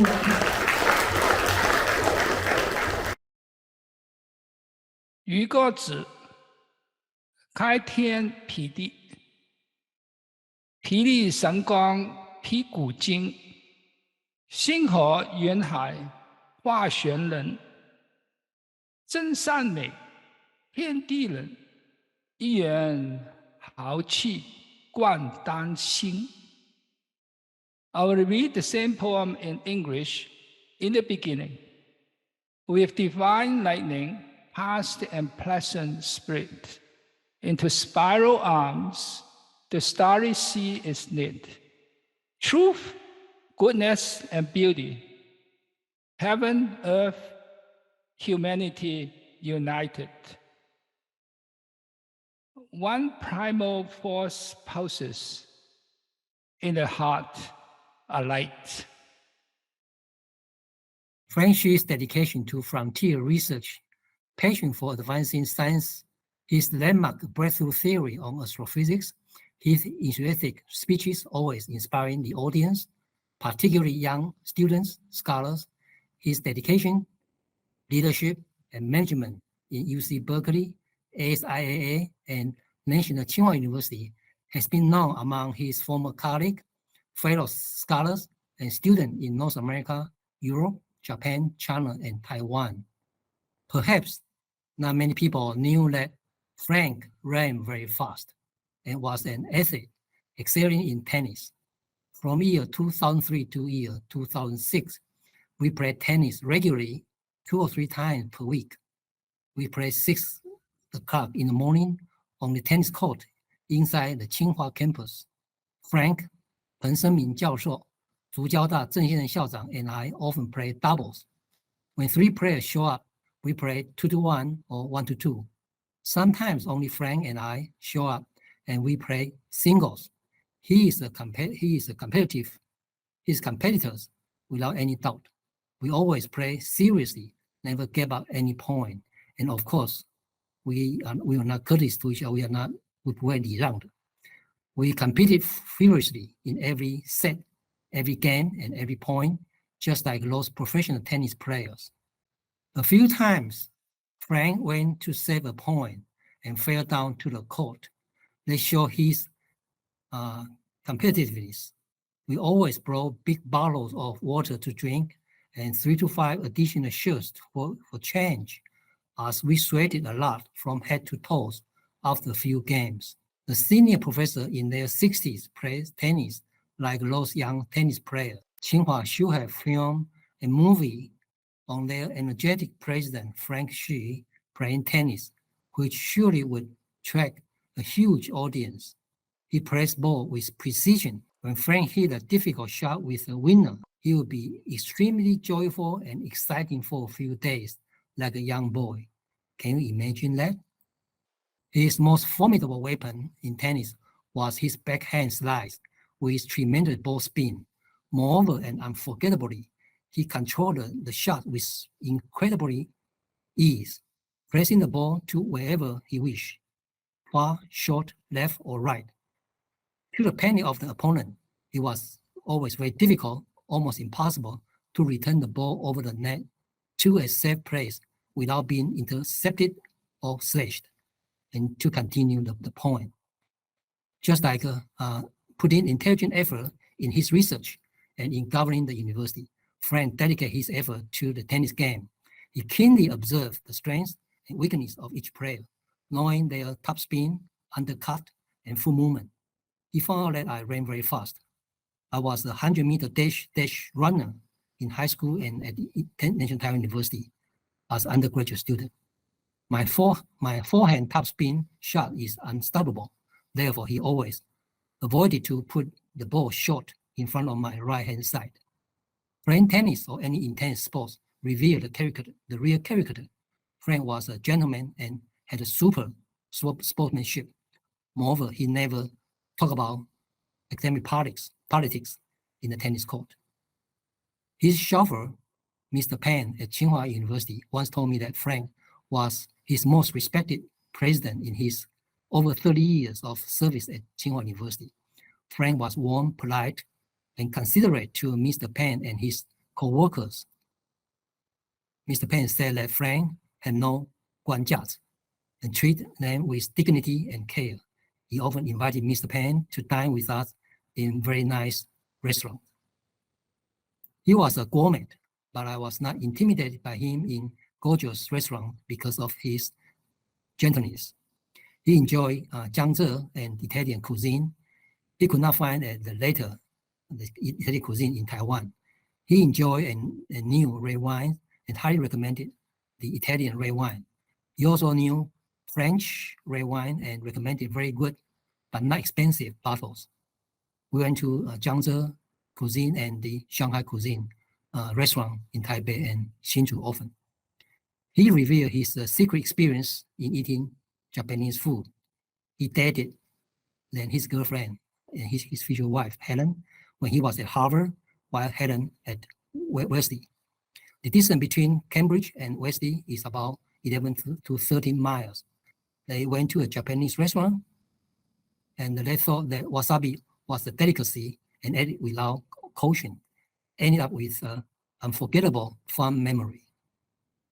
Since 2002, when he came to Tsinghua to take the presidentship. And even before that, Frank co-founded ASIAA and devoted himself to recruiting many world-renowned researchers and scholars to Taiwan for bringing Taiwan's young generation in advancing Taiwan's science and technology, for benefiting the people and the society in Taiwan. His tenure in Taiwan was not without frustration and disappointment, but he forged ahead with his zeal for novel energy research. By coming to Taiwan, he gave up his prestigious position status at UC Berkeley, the university professor, the highest ranked professorship in the whole University of California system, and sacrificed his family-loving life with Helen. The lifestyle and the climate in the Bay Area and in Berkeley is second to none. Frank was both a mentor and friend with whom I communicated freely. I asked Frank what was the most worthwhile or the most precious in the period of devoting himself to Taiwan. Without hesitation, he looked at me and said that he has had a few very good friends in Taiwan with whom he would share what is from his heart. This has deeply touched me and will remain with me for the rest of my life, even Frank is not physically around us. Thank you. It was the autumn in year 2002. I first met Frank in his modest office in National Tsinghua University. He enthusiastically shared his 2020 vision to build Tsinghua to become the top 20th university worldwide in the coming 20 years. He sincerely persuaded Ming-Wei and me to return to Taiwan to engage in this endeavor with them. There are three things about Frank that has impressed me the most: his great passion and deep understanding of astrophysics and made him an extraordinary scientist. Frank is well known as an inspiring speaker with lively demonstrations. The audience were greatly moved by his speech. I remember in one occasion, a student came to see me afterwards and asked me to invite Frank more often as the colloquial speaker. He said each time when he heard Frank's talk, his passion toward physics were elevated to a much higher level that would last for a good 3 months. Frank realized that the advanced research of emerging new materials and devices has been Tsinghua's major area of strength, encompassing 4 multidisciplinary fields like materials, physics, chemistry, and chemical engineering. In order to raise the quality of research and be worldwide competitive, he proposed to build a new Tsinghua lab as a secret weapon of Tsinghua to thrive in the global arena of research and technology, similarly to the Lawrence Berkeley Laboratory as to UC Berkeley. Through the continuous efforts of several terms of NTHU presidents after Frank, the Tsinghua lab was completed about a few years ago and now in full operation. During this term, Frank has reformed the faculty recruiting system of Tsinghua to make the best usage of limited faculty quota far more effectively in order to attract the top scholars to come to Tsinghua. During the period from 2005 to 2008, I served as the chairman of the Department of Physics. Frank was very supportive to help rebuild the physics department, as well as expanding the new Institute of Astronomy. He has approved the hiring of a total of 13 faculties over a period of 3 years. Since then, the Institute of Astronomy has continued to attract the young top researchers worldwide. Now it has developed successfully into a thriving institute of 10 faculties. Although Frank has passed away now, we'll continue to remember him in our heart, and his great influence will long last. Thank you very much. So now we will show a video adapted from different moments of Frank's life, and we could still have recordings. The honor is shared by many people who have been so influential in my life and my scientific career. The humility comes with the realization The progress of modern astronomy is possible only because new vistas were opened by brave pioneers who sought illumination in light only dimly perceived by others, and by a generous and far-sighted public willing to invest in knowledge for knowledge's sakes, even when the harvest may be centuries in coming. The reason that I first came to Taiwan was at Wen-Ping's request. And it's true what he said. I really didn't have any ambition to be president or thought I was even qualified to do the job, because my entire experience until then had been in the United States, except for 1 year spending in Taiwan when I was 6 years old. So when he asked me to come, I only came because Wen-Ping asked me, because he had been such a tremendous help to establish the institute. His major contribution was to organize Asian American astronomers to establish the Institute of Astronomy and Astrophysics here in Academia Sinica. One thing that impressed him when we presented it with the 10-year plan was that we said we did not want the building to begin with. We would be happy to stay wherever we could, borrow space, but we wanted instead investment in people and in equipment. And I think that made an impression on him, that we would do. We wanted to build our own telescope to learn the technology, to train the people, so that the next project, Taiwan could lead and, in fact, be self-sufficient. And we have arrived at that stage today. I think many people know that my father died that year. And I had a chance to think about what my father had done. He could have stayed in the United States, been happy, my mother would have been happier. And yet he came. I thought, well, I'm at the same stage he was at. And I owe it to my father to carry on that vision. So, indeed, I think that's what's important, not to look at the past, but to look to the future. So I would like to say that this is my 4th retirement, 4 times. The one that perhaps was most telling was the first time we retired from Berkeley, because I spent 28 years at Berkeley. But now, this retirement, I've spent 25 years in Taiwan altogether until the time I started. So this means a lot to me. In what sense do I think one can even claim a small success in any of it?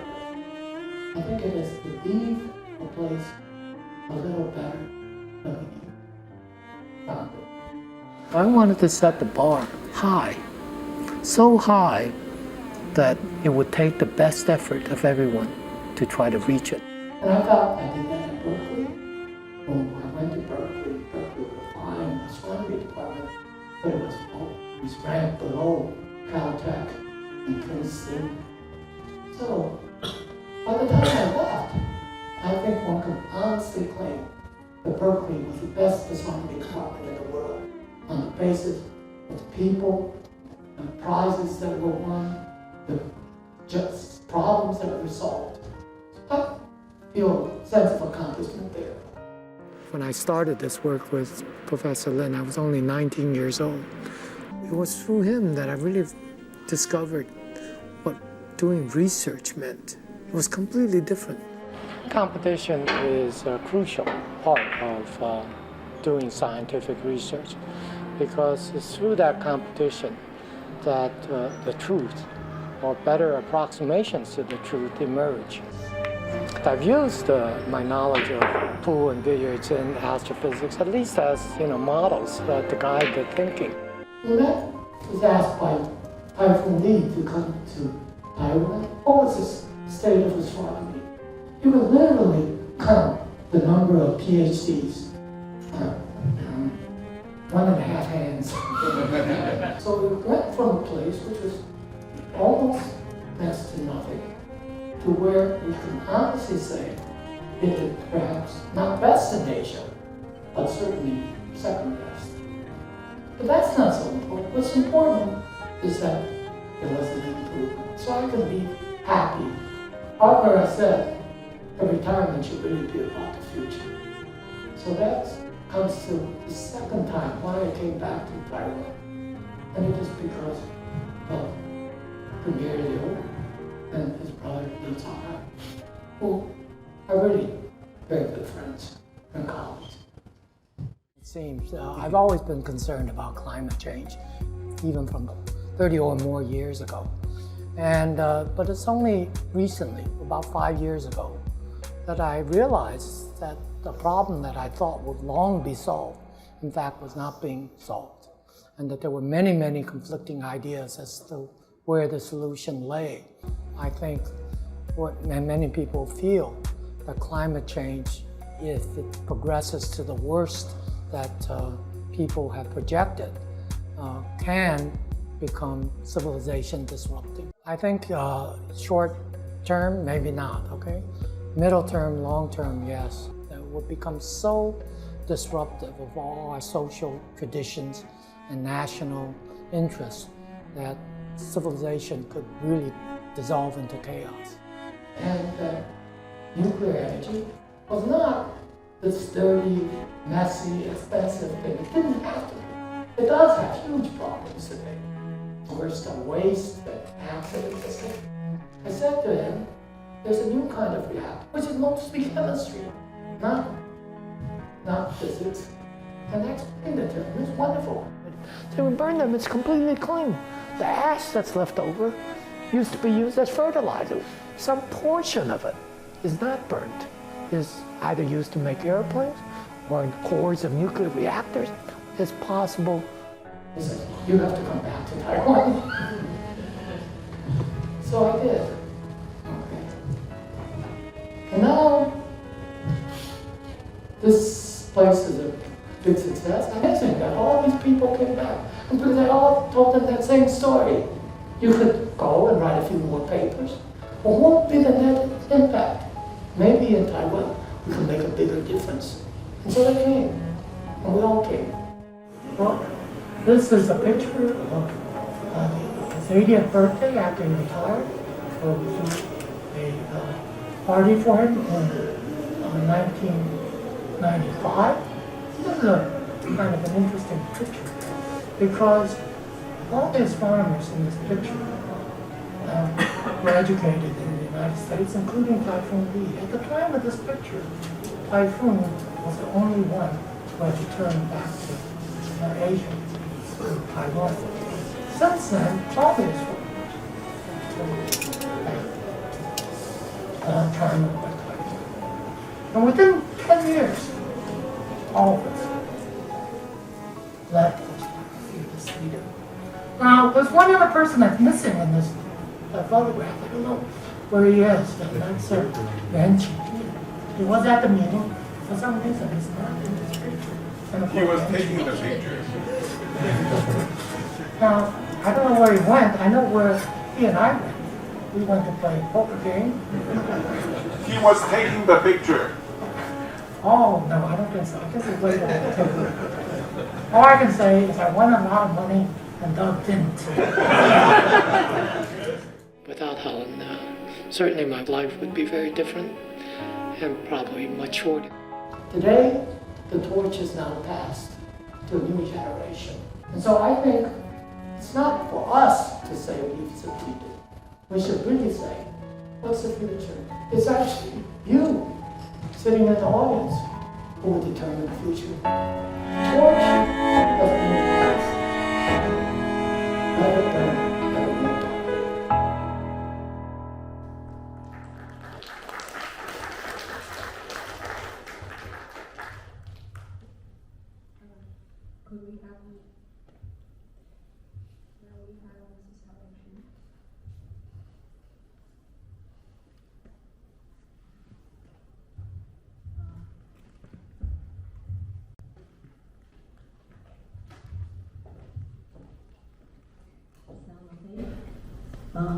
Honored guests, colleagues, friends, and family. So we have a family member in the audience somewhere. I don't know where he is right now. He is here. I think collectively, you all know Frank as well as anybody could. And I thank you very much today for all of you sharing so many fond and poignant memories about him. During the last dozen years of his life, as many of you have heard, he grew increasingly concerned about the state of the climate on our planet. And he devoted many hours to studying molten salts as the heat transfer medium. And in Taiwan especially, he studied how to use molten salts in an anaerobic environment to convert waste biomass into inert carbon, which you can then subsequently put back in the ground. And if you do this on a large enough scale, you might actually have an impact. So this is a very feasible technology. It's not terribly high tech, and it's not all that expensive. So that was what he spent the last dozen years working on. Now, Frank passed away on Earth Day, and I'm not usually a believer in symbolism, but in looking at his last talk about passing the torch, I think there was a message in the time of his death, in that the work is unfinished, that we have a lot of work ahead of us on climate change. And I hope that we do get an opportunity to pursue it and try to leave a more livable world to the next generation than the one that we've created. So thank you very much.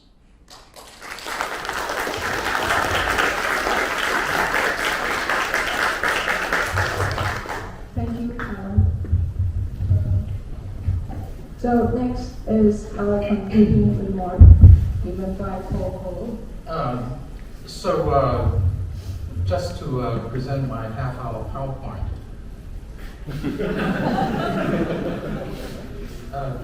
Actually, so much has been said about Frank already, so I just want to say that there's, of course, a huge amount more that we could say about Frank, right?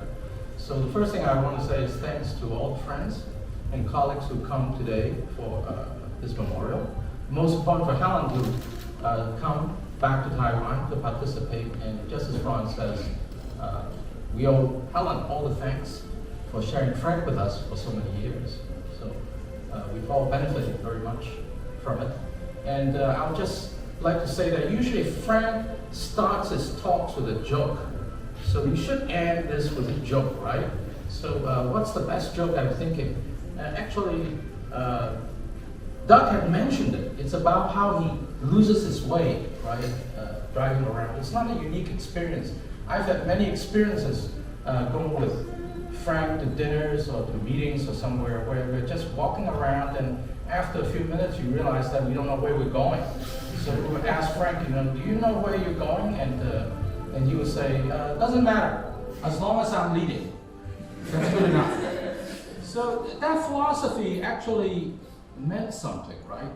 Actually, he's the epitomization of the saying that the destination is not so important as the journey.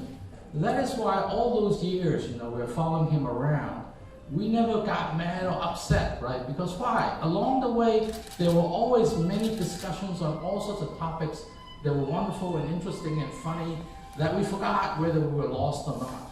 And it's not just about a trip to a restaurant, it's about scientific discoveries. The fact that you are not on a straight path is actually the point. Many things along the way are interesting, many things along the way are exciting, and that's what Frank did for us, right? So to me, he is truly a man for all seasons. So thank you all very much.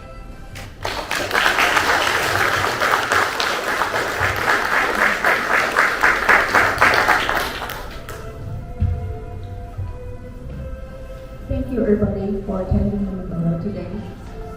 And I believe everybody has reviewed Frank's life and work in many of his recollections. Thank you everyone. And thank you all the people who work hard behind the scene. Thank you. Thank you, Howard.